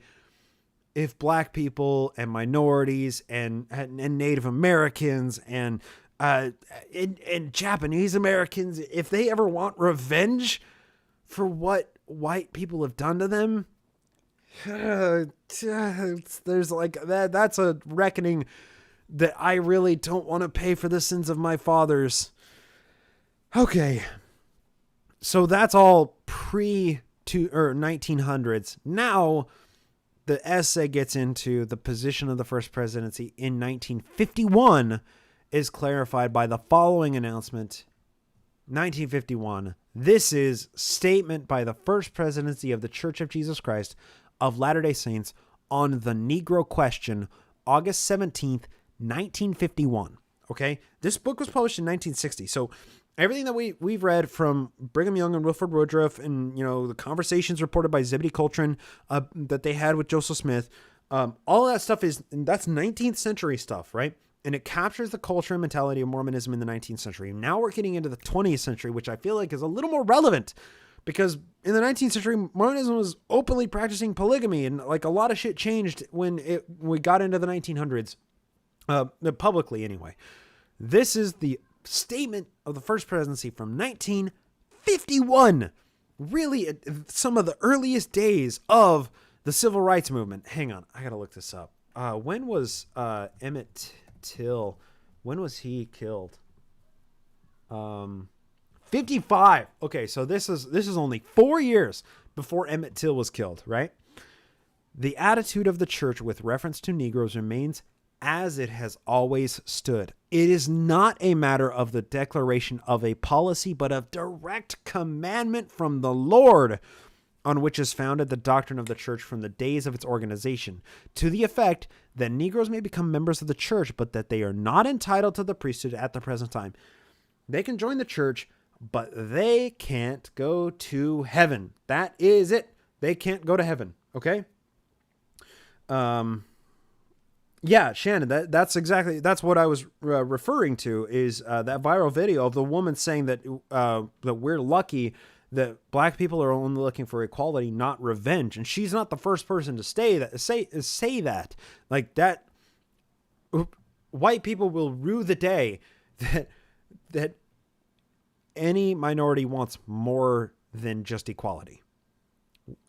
It's like we're going to have to reckon with the wrongs of our forefathers and the wrongs of society as it stands now that is perpetuated by inaction on our part or by just not even paying attention to events and to protests and to things that happen that highlight the racial tensions and the inherent racism of society at large.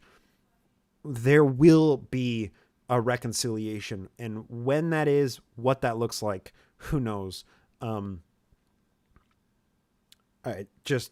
It's going to be ugly, right? Like it's going, it would be so nice to have equality, but in so many ways for what has happened, for what white people have subjected African Americans and minorities to for centuries now, equality would be so nice to have, but no amount of reparations at this point seem like they would be enough to reconcile for all of that damage and for all of those generations of trauma and of abuse and of neglect and of genocide and of slavery and just oppression. Nothing would be enough. Okay, back to this official church statement from 1951. This is official from the church. The prophets of the Lord have made several statements as to the operation of the principle. Brigham Young stated, why are so many of the inhabitants of the earth cursed with the skin of blackness? It comes in consequence of their forefathers, or of their fathers rejecting the power of the holy priesthood and the law of God. They'll go down to death. We already read that Brigham Young quote.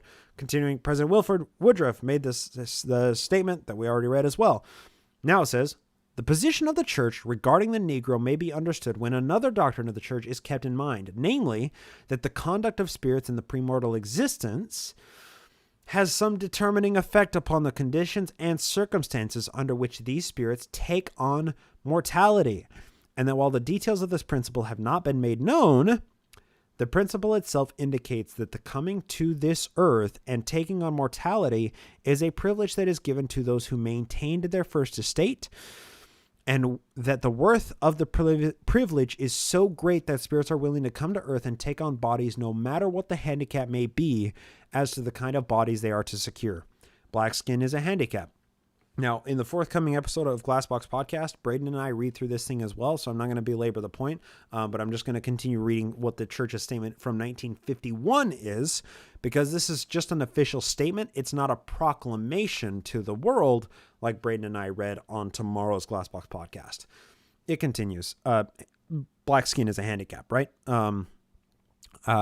Is a handicap which spirits are willing to assume in order that they may come to earth. Under this principle, there is no injustice whatsoever involved in this deprivation as to the holding of the priesthood by the Negroes. Why the Negro was denied the priesthood from the days of Adam to our day is not known. No, it's very clear in the previous statements and in the Doctrine and Theology and in the Book of Moses and the Book of Abraham. It's very, very clear why the Negro was denied the priesthood from the days of Adam to our day. It's not that it's not known in 1951. It is very clearly known, very clearly understood, very starkly printed in your own scriptures. Just saying it's not known is very, very much lying.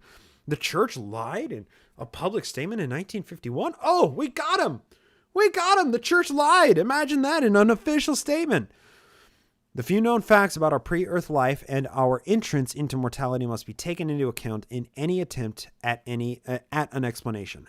Number one, not all intelligences reached the same degree of attainment in the pre-earth life. So, the reason for the curse is not really known.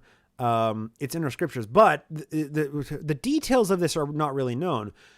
Now we're going to tell you the details of it. Number one, not all intelligences reach the same degree of attainment in the pre-earth life. Now quoting, I don't know, I assume Book of Moses. And the Lord said unto me, these two facts do exist, that there are two spirits, one being more intelligent than the other. There shall be another more intelligent than they. I am the Lord thy God. I am more intelligent than they all. So are the two spirits, the spirits like God spirits and then mortal spirits? Anyway. I dwell in the midst of all of them all. I now therefore have come down unto thee to deliver unto thee the works which my hands have made, wherein my wisdom excelleth them all. For I rule in the heavens above and in the earth beneath, in all wisdom and prudence over all the intelligences thine eyes have seen from the beginning. I came down in the beginning in the midst of all the intelligences thou hast seen. Question is, does anybody know, is this Book of Moses or Book of Abraham? I'm trying to remember back. My memory's a little rusty because it's been long enough since I read them. I don't know if this is coming from Moses or Abraham. Anyway, now the Lord had shown unto me Abraham, Book of Abraham. It was just answered for me. Never mind. The intelligences that were organized before the world was, and among all these there were many of the noble and great ones. And God saw these souls that they were good, and he stood in the midst of them, and he said, these I will make my rulers, the most intelligent spirits. Tell us the attributes of these, please. For he stood among those that were spirits, and he saw that they were good. And he said unto me, Abraham, thou art one of them. Thou wast chosen before thou wast born. And we will prove them herewith to see if they will do all things whatsoever the Lord their God shall command them. And they who keep their first estate shall be added upon, and they who keep not their first estate shall not have glory in the same kingdom with those who keep their first estate. And they who keep their second estate shall have glory added upon their heads forever and ever. Number 2, the second principle that it tells us about, man will be punished for his own sins and not Adam's transgression, second article of faith. If this is carried further, it would imply that the Negro is punished or allotted to a certain position on this earth, not because of Cain's transgression, but came to earth through the loins of Cain because of his failure to achieve other stature in the spirit world. There it is. That's how we get around black people not having the priesthood as being a punishment for Adam's transgression. No, it's a punishment for them because they didn't their first estate, they didn't keep their first estate well enough. They're being punished for their own premortal sins. And thanks to that little convenient, veil of forgetfulness, what are those sins? We'll never know. We never have to tell you what those sins are. Just know that the sins, they are sins. The sins exist. They are sins. Number 3, all spirits are born innocent into this world. Every spirit of man was innocent in the beginning, and God having redeemed man from the fall, men become again in their infant state innocent before God. Number 4, the Negro was a follower of Jehovah in the pre-earth life. There were no neutrals. Okay. Well, okay. That's the 4 statements, and that's the end of the church's public statement from 1951 about this. I don't know how to reconcile this. All spirits are born innocent into this world. So if you transgressed in your first estate in the premortal existence, if you didn't keep your first estate, there were no neutrals in this battle, right? If you chose to follow Jehovah too late, that's when you get cursed with the skin of blackness. But all spirits are born innocent into this world. So it's not that you are denied earthly blessings because of your earthly sins, but because of your premortal sins. But your premortal sins don't translate through the veil except for the curse of Cain, which denies the mortal blessings. But the mortal blessings, you're still innocent when you're born. I cannot wrap my mind around this. I can't get there. Okay.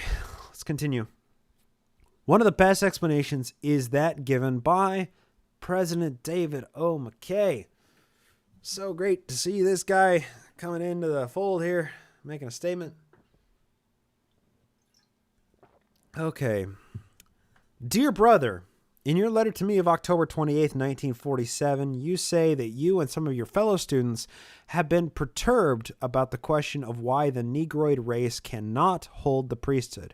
In reply, I send you the following thoughts that I expressed to a friend upon the same subject. Stated briefly, your problem is simply this. Since, as Paul states, the Lord hath made of one blood all nations of men for to dwell on the face of the earth, why is there shown in the Church of Christ discrimination against the colored race? This is a perplexing question, particularly in light of the present trend of civilization to grant equality to all men irrespective of race, creed, or color. Those damn civil rights activists. What should we do? Yeah, it's really tough. They want equality, but we really don't want to give it to them. But, here, I'm going to do my best to deal with this question. Here we go. The answer, as I have sought it, cannot be found in abstract reasoning, for in this case, reason to the soul is dim as the borrowed rays of moon and stars to lonely, weary, wandering travelers. Don't rely on reason. Rely on, I'm going to assume, the scriptures and the feeling you get, that burning in your bosom when you feel like the book of Abraham is true, when it is super duper white supremacist. When you feel that that's true, that's what you should rely on, not logic, reason, or thinking. I know of no scriptural basis for denying the priesthood to Negroes other than one verse in the book of Abraham, chapter 1, verse 26, which we read earlier. However, I believe, as you suggest, that the real reason dates back to our pre-existent life. This means that the true answer to your question, and it is the only one that has ever given me satisfaction, has its foundation in faith. Number one, faith in a God of justice. And number two, faith in the existence of an eternal plan of salvation for all God's children. So if you want to logically understand the curse, I don't know of any scriptural reason for it, except the one that is the priesthood ban, Abraham 1:26. I don't know of any scriptural quote or citation other than that one that is the foundation of the priesthood ban. However, in order to understand this logically, you got to believe in the plan of salvation, and you have to believe that God is just. God is just when he curses people in the premortal existence to live the life of African Americans in the 1940s in America. It's their fault. It's their fault. Faith in a God of justice is essential. I say faith in a God of justice because if we hold the Lord responsible for the conditions of the Negro in his relationship to the church, we must acknowledge justice as an attribute of the eternal or conceive him as a discriminator and therefore unworthy of our worship. I like that dichotomy. Either God is just and has a plan, or God is racist. I'm inclined to think that it's the latter, but more it's about the God that you believe in and that you, as President David O. McKay of the church, claim to be the mouthpiece of. I kind of think that the God living inside David O. McKay's head is probably a white supremacist. Or it's either that or God is just.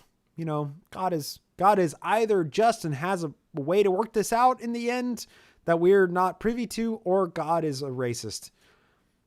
I like the dichotomy. Okay, in seeking our answer then to the problem wherein discrimination seems apparent, we must accept the Lord as being upright, and that justice and judgment are the habitation of his throne, Psalm 89:14. And we must believe that he will render to every man according to his work, and that he shall bring every work into judgment with every secret thing, whether it be good or whether it be evil. Accepting the truth that God is just and righteous, we may then set our minds at rest in the assurance that whatsoever good thing any man doeth, the same shall be received of the Lord, whether he be bond or free, Ephesians 6:8. Okay? I emphasize justice as an attribute of deity because it is the Lord who, though he made of one blood all nations, also determined the bounds of their habitation. In other words, the seeming discrimination by the church toward the Negro is not something which originated with man, but goes back into the beginning with God. We aren't racists. God's a racist, but he's at least a just racist. Yeah, no privacy in the chat. Funny how everyone's God believes like they do.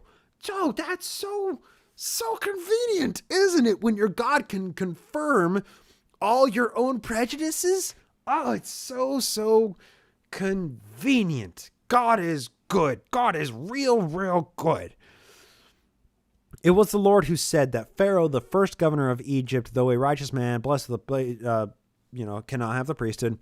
Now, if we have faith in the justice of God, we are forced to the conclusion that this denial was not a deprivation of merited right. Oh, they were cursed because they didn't merit having white skin. It may have been entirely in keeping with the eternal plan of salvation for all of the children of God.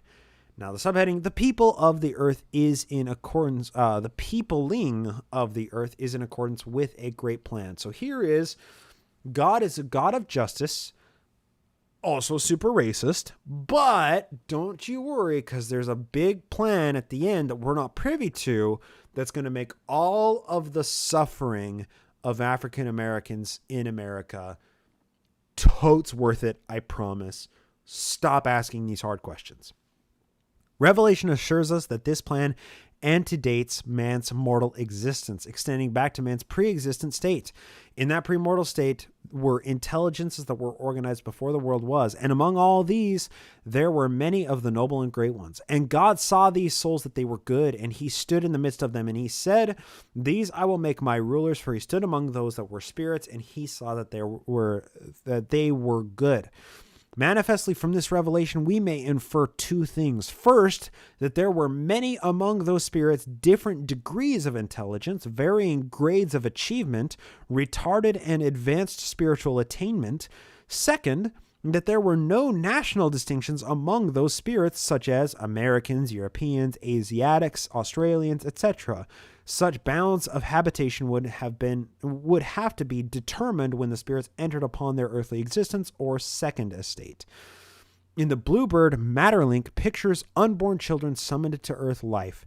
As one group approaches the earth, the voices of the children earthward tending are heard in the distance to cry, the earth, I can see it, how beautiful it is, how bright it is. Then following these cries of ecstasy, there issued from out of the depth of the abyss a sweet song of gentleness and expectancy, in reference to which the author says, it is the song of the mothers coming out to meet them.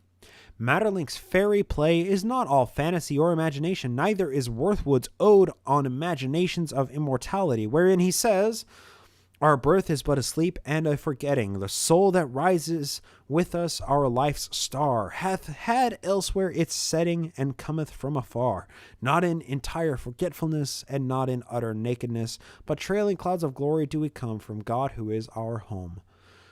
For, as we have already quoted, it is given as a fact in Revelation that Abraham was chosen before he was born. Songs of expectant parents come from all parts of the earth, and each little spirit is attracted to the spiritual and mortal parentage for which the spirit had prepared itself.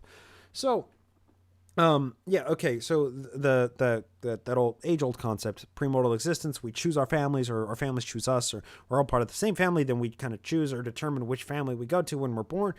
I wasn't aware that it was like in transition from like Kolob to Earth flying through space-time, that you actually like get to choose, or you hear the song of whichever family, and then you're like, oh, I like her, my mom's voice over there, she's really nice. Oh, but I like her voice more, I'm gonna go over to her instead. I wasn't aware that that's how it worked, but apparently, cool. Continues. Now, if none of these spirits was permitted to enter mortality until they all were good and great and had become leaders, then the diversity of conditions among the children of men as we see them today would certainly seem to indicate discrimination and injustice.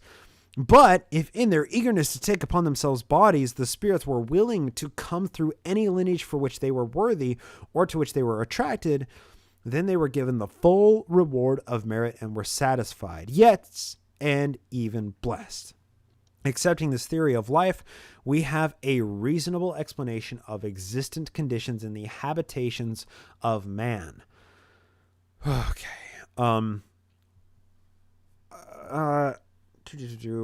I'll just read a couple excerpts from David O. McKay's letter here. The priesthood was given to those who were chosen as leaders. George Washington Carver was one of the noblest souls that ever came to earth. He held a close kinship with his heavenly Father and rendered a service to his fellow men such as few have ever excelled. For every righteous endeavor, for every noble impulse, for every good deed performed in his useful life, George Washington Carver will be rewarded, and so will every other man, be he red, white, black, or yellow, for God is no respecter of persons. Then it says, Nephi 26:33, to which you refer, does not contradict what I have said above, because the Negro is entitled to come unto the Lord by baptism, confirmation, and to receive the assistance of the church in living righteously. There we go.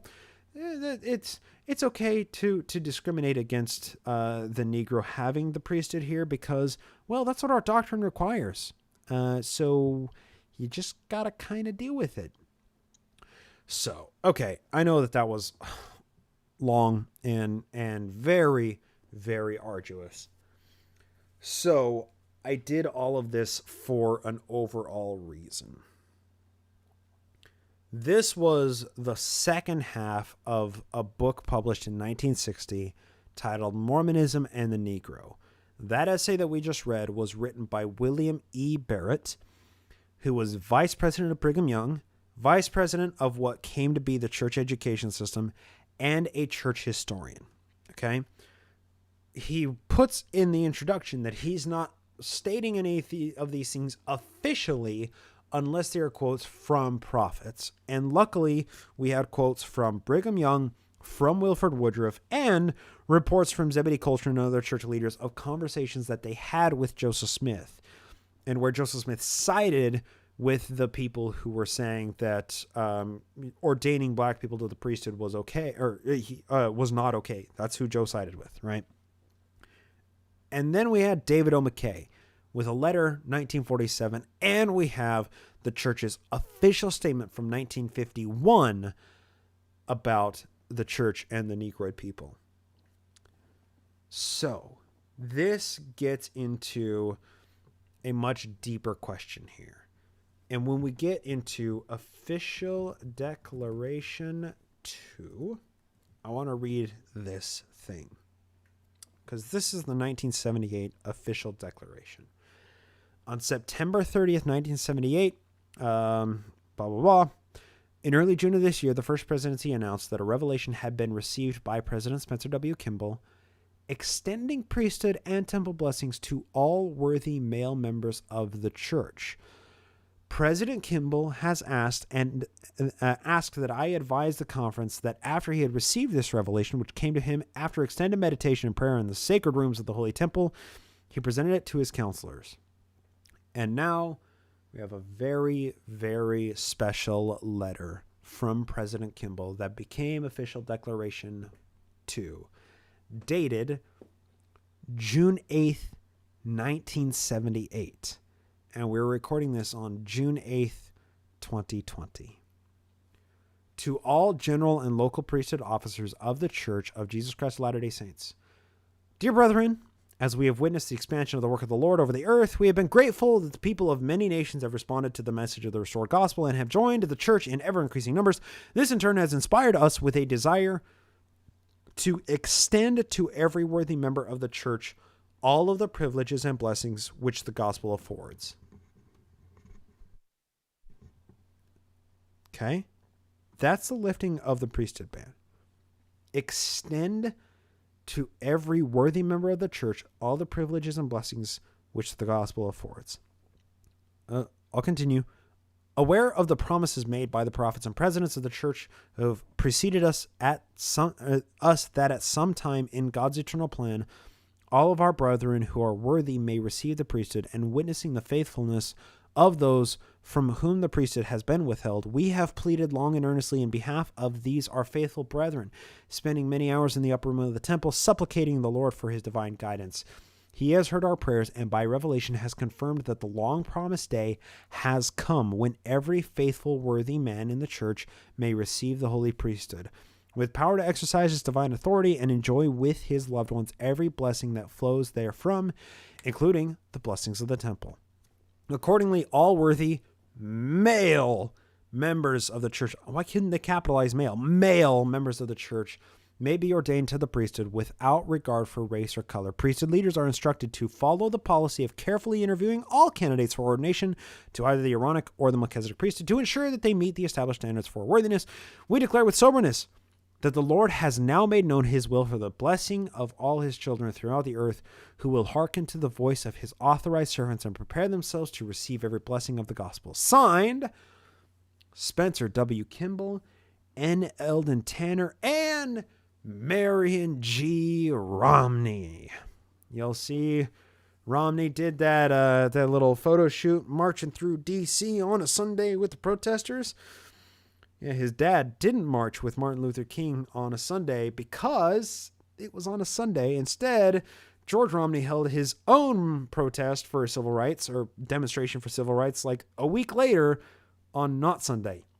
But Mitt Romney, smart enough to go out on Sunday, to rectify the mistake, the sins of his father. So, why did I read that? At no point in there does it say the curse is lifted. It says we are extending the privilege of the priesthood, of the privileges and blessings which the gospel affords to every member of the church. When you extend that can be extended. Like, I think of extending like I'm stretching. Like, that's not normal. I extend my arms out, oh, stretch, and then I bring it back to normal. The extension is not the normal. The extension implies an expansion beyond the normal that may be subject to retraction. Extending is not the same as removing the curse. It's not the same as nullifying the revelations and scriptures that dictated the instructions around the curse. It doesn't change anything in the church scripture that establishes the curse, that establishes what the curse is, and that it is a skin of darkness, and that the curse is a ban on the priesthood. Those are three different citations from three different books of Mormon scripture. And with those three making one, like the holy trinity of white supremacy in Mormon scripture,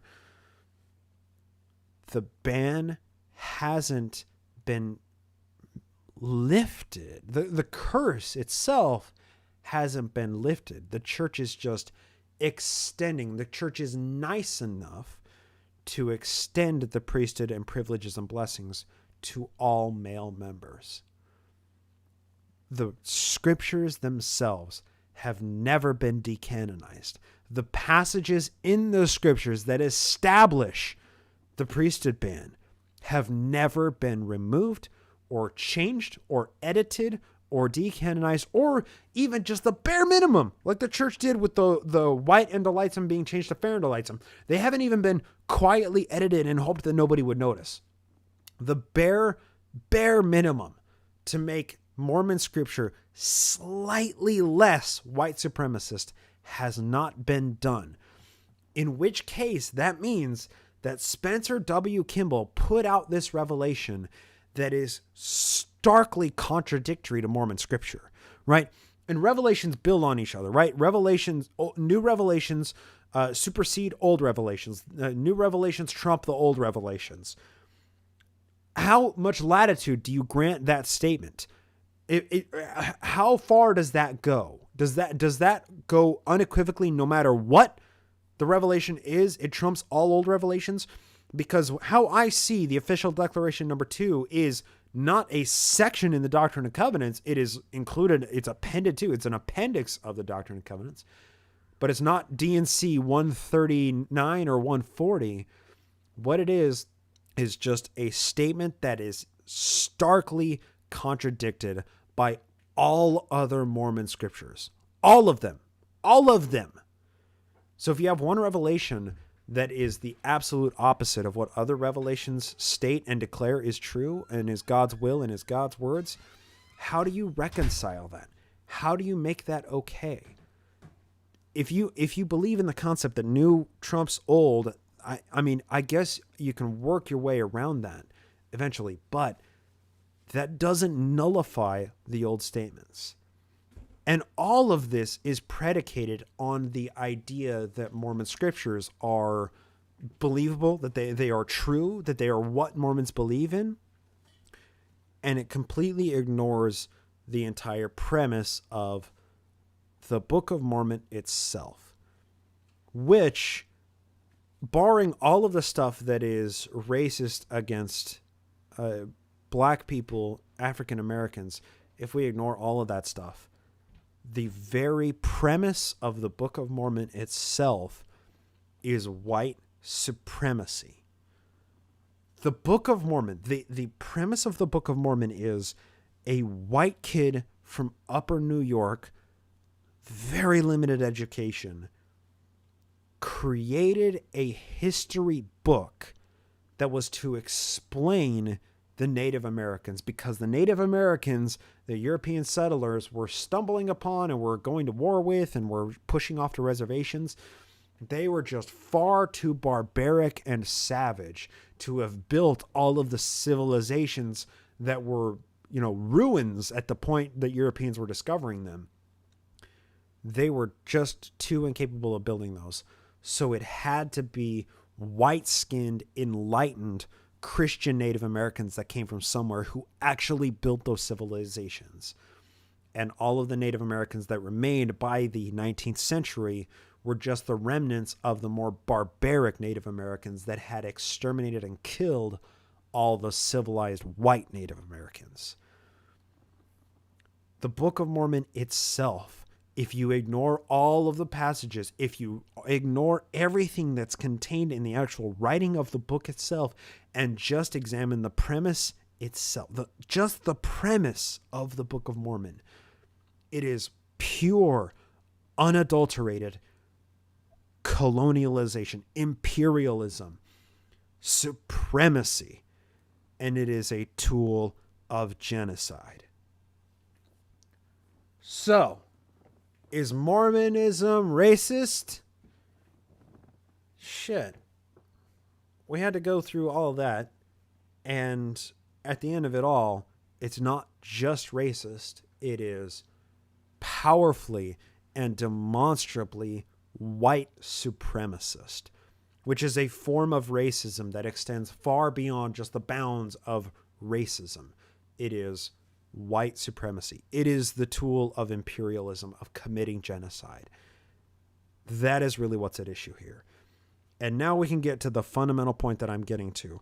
Russell M. Nelson and various people publishing these public statements that, oh, hey, yeah, no, we're, we join with leaders of the NAACP that we're not racist. We're calling for reforms. We're calling for everybody to repent of any racial prejudices they have. We're calling for all of these things. The statements from the church prior to 1978 are all unequivocally white supremacists. Russell M. Nelson is 95 years old. He spent more of his life, just barely, spent more of his life in the church that didn't even allow black people into heaven, much less leading the church or running the church or being on committees or being in meetings that stuff is happening. He spent more of his living days in a church that banned black people from having all of the blessings than he has spent in a church that allows black people to be in the leadership and to go to Mormon heaven. Is Russell M. Nelson racist? Well, is Mormonism white supremacist? And does he lead the Mormon church? Yeah, he's a fucking white supremacist. Of course he is. Of course, everything that he says is governed by the beliefs of his theology. And he is the one who controls that theology now. And they haven't decanonized anything. They haven't edited anything. They haven't repented for their racial prejudices, as they have said. So yeah, Russell M. Nelson is a white supremacist. Everybody who believes that the Book of Mormon is a historical book is a white supremacist, which means that the majority of Mormons who go every Sunday, who aren't New Order Mormons or nuanced believers or whatever, the majority of Mormons are white supremacists. That is a very long way of saying these are big problems that are not easily solved. But one way that you could start is by acknowledging the white supremacy in your own scriptures and making amends by changing them. You are the prophet. You can do that. You have complete control. You have absolute control of what Mormon scripture says for however long you are prophet of the church. Any prophet could become, or any man could become the prophet of the church and make massive reforms towards racial equality. But instead, every single day that the church doesn't come out and say publicly, the Book of Mormon is fiction, is another day that the church is one of the largest white supremacist institutions in the world. And that is a structure worth fighting, especially as we are on the anniversary of the church's official declaration that they are now so nice to extend the priesthood to all worthy men, regardless of color.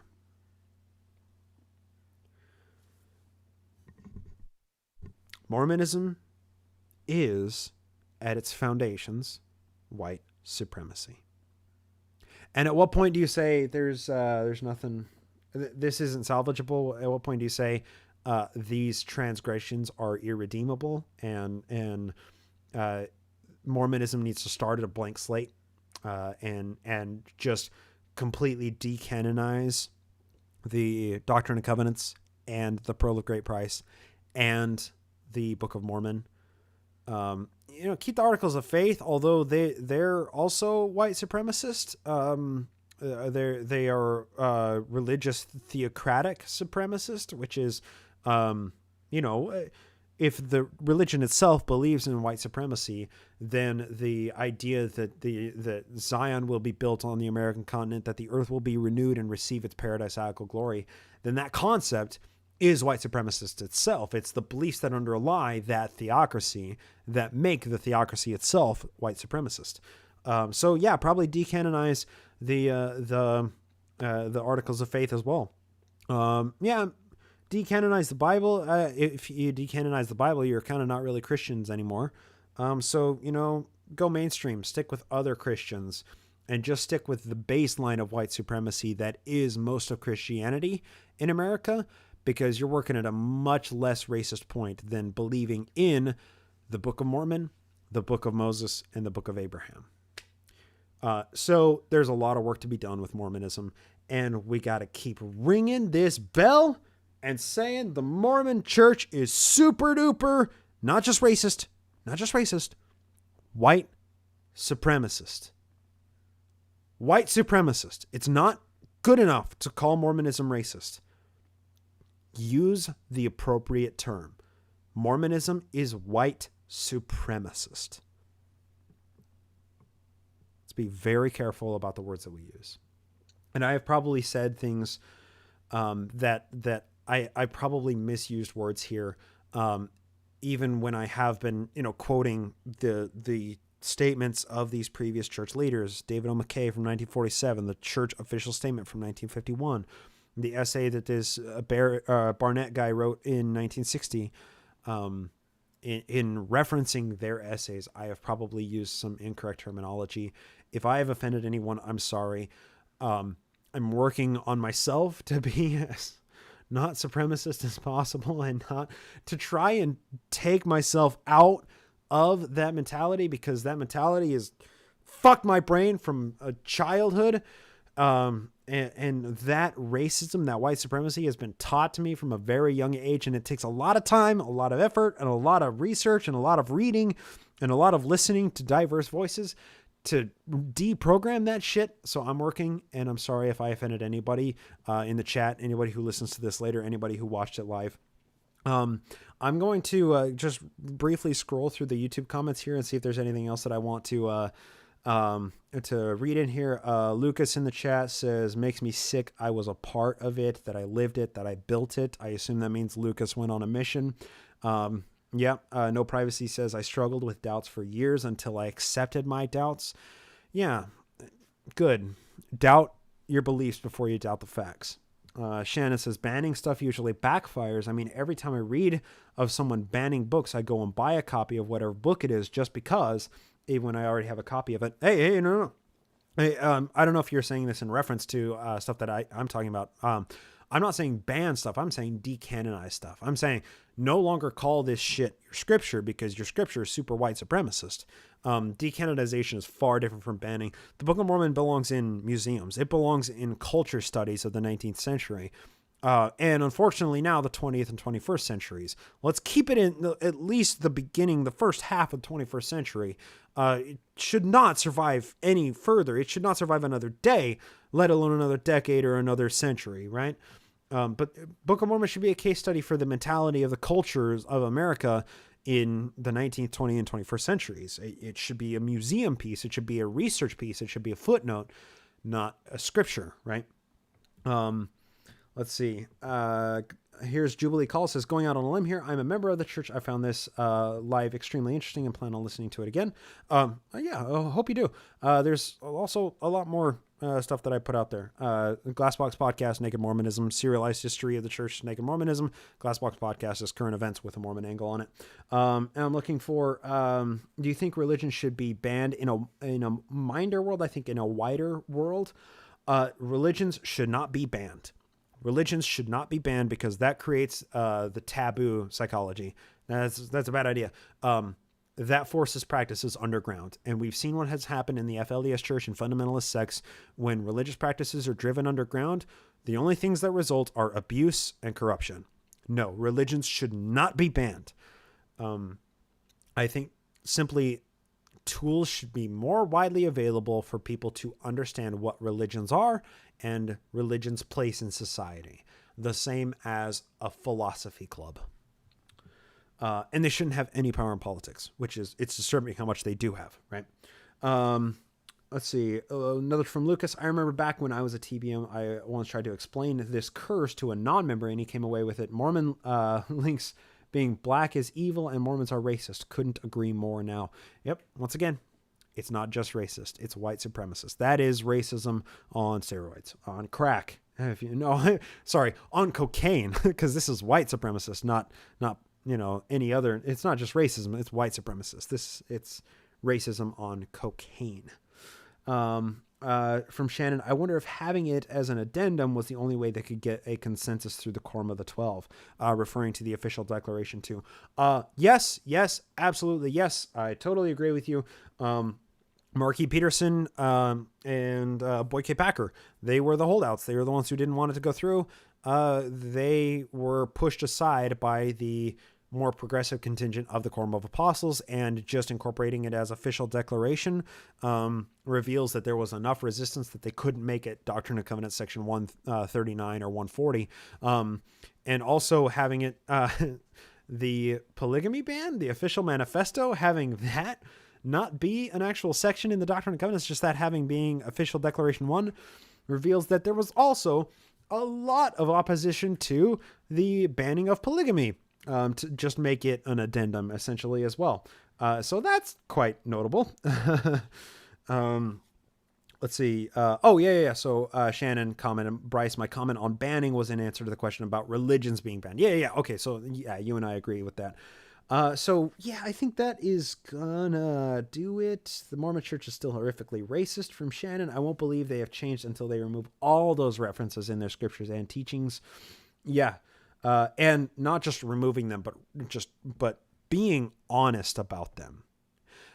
Because all that it says, there is a massive body of literature from church theologians and from prophets and from people who research what prophets have said all the way until the late 1960s. There's a massive body of literature about the justifications for the priesthood ban, about the justifications for these white supremacist teachings. The only apology the church has done for those past things is in official declaration 2. It says, aware of the promises made by prophets and presidents of the church who have preceded us at some time, in God's eternal plan, all our brethren who are worthy may receive the priesthood.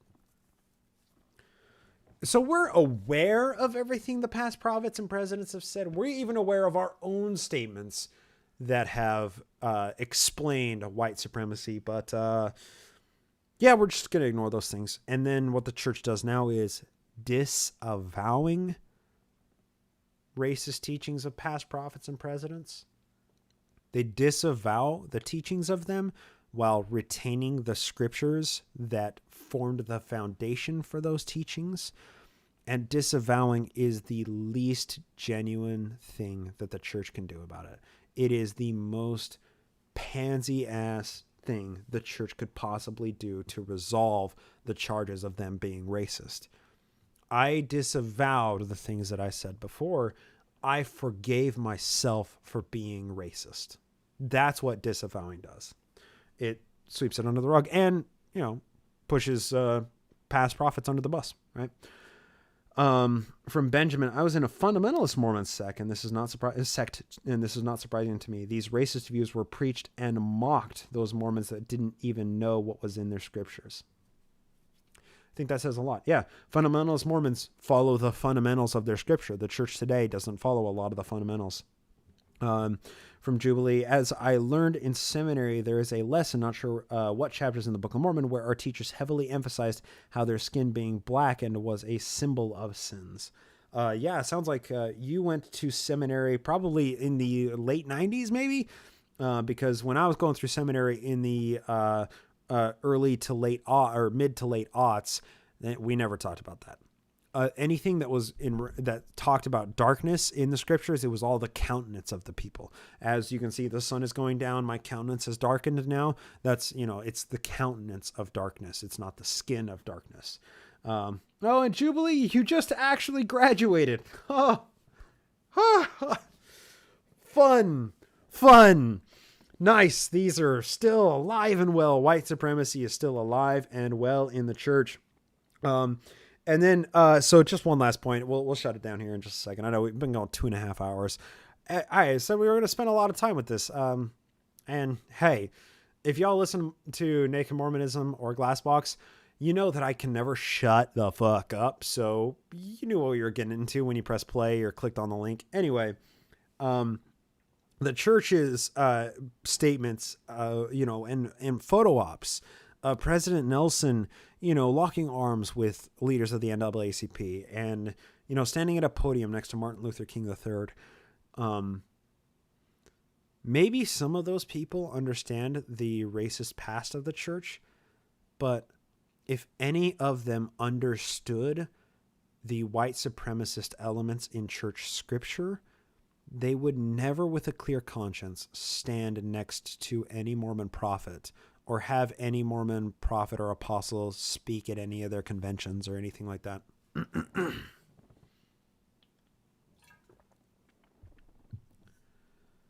Unless the church was holding something over their heads, like a shitload of money, like a big donation. The church scores these photo ops all the time with Martin Luther King III, with, when Bednar went and gave that donation to the African American Genealogy Museum that's being built in South Carolina, I want to say. Bednar was there with Martin Luther King III and with, I think, the head of the South Carolina Genealogy Society there, both, obviously African Americans. And Bednar was up on the stage there at this big genealogy convention announcing the church's donation of, I want to say it was $5 million. And then Bednar fist bumped Martin Luther King III instead of shaking his hand. That was a real beautiful moment. The NAACP, right? Like all of these not-for-profit organizations that work with marginalized people are constantly scrounging for resources, constantly. And when the church comes to you and says, hey, can we do a photo op? We'll give you a donation. You're going to take that offer. You're going to take that offer. I get it. All right, let's shut it down. No privacy, just said I'm nodding off. All right. Yeah, the church does keep them out of towns, businesses, coring them into poverty. Well, bishops have 3 to 4 story houses. Yeah. When do y'all think that the first black apostle will be called? You think it'll be this decade? I think it will be. I think there's enough pressure on the church and its white supremacist past that the first black apostle will be called in this decade. We'll see. All right, let's call it good. Thank you all so much for tuning in. I know we went super long today. I know that this was a really, really long chat, and it was a long time to read through that document, but hey, this shit is real. This is current events. This is important, and this is what I study. And if we don't do these issues proper justice and talk about them so extensively and give them proper treatment, then we accept that these things are disavowed and it gets swept under the rug and we forget about it. Society forgets that the Mormon church is predicated on white supremacy and is still white supremacist to this day. Never forget it. Mormonism is white supremacist. Thanks, everybody. Take care.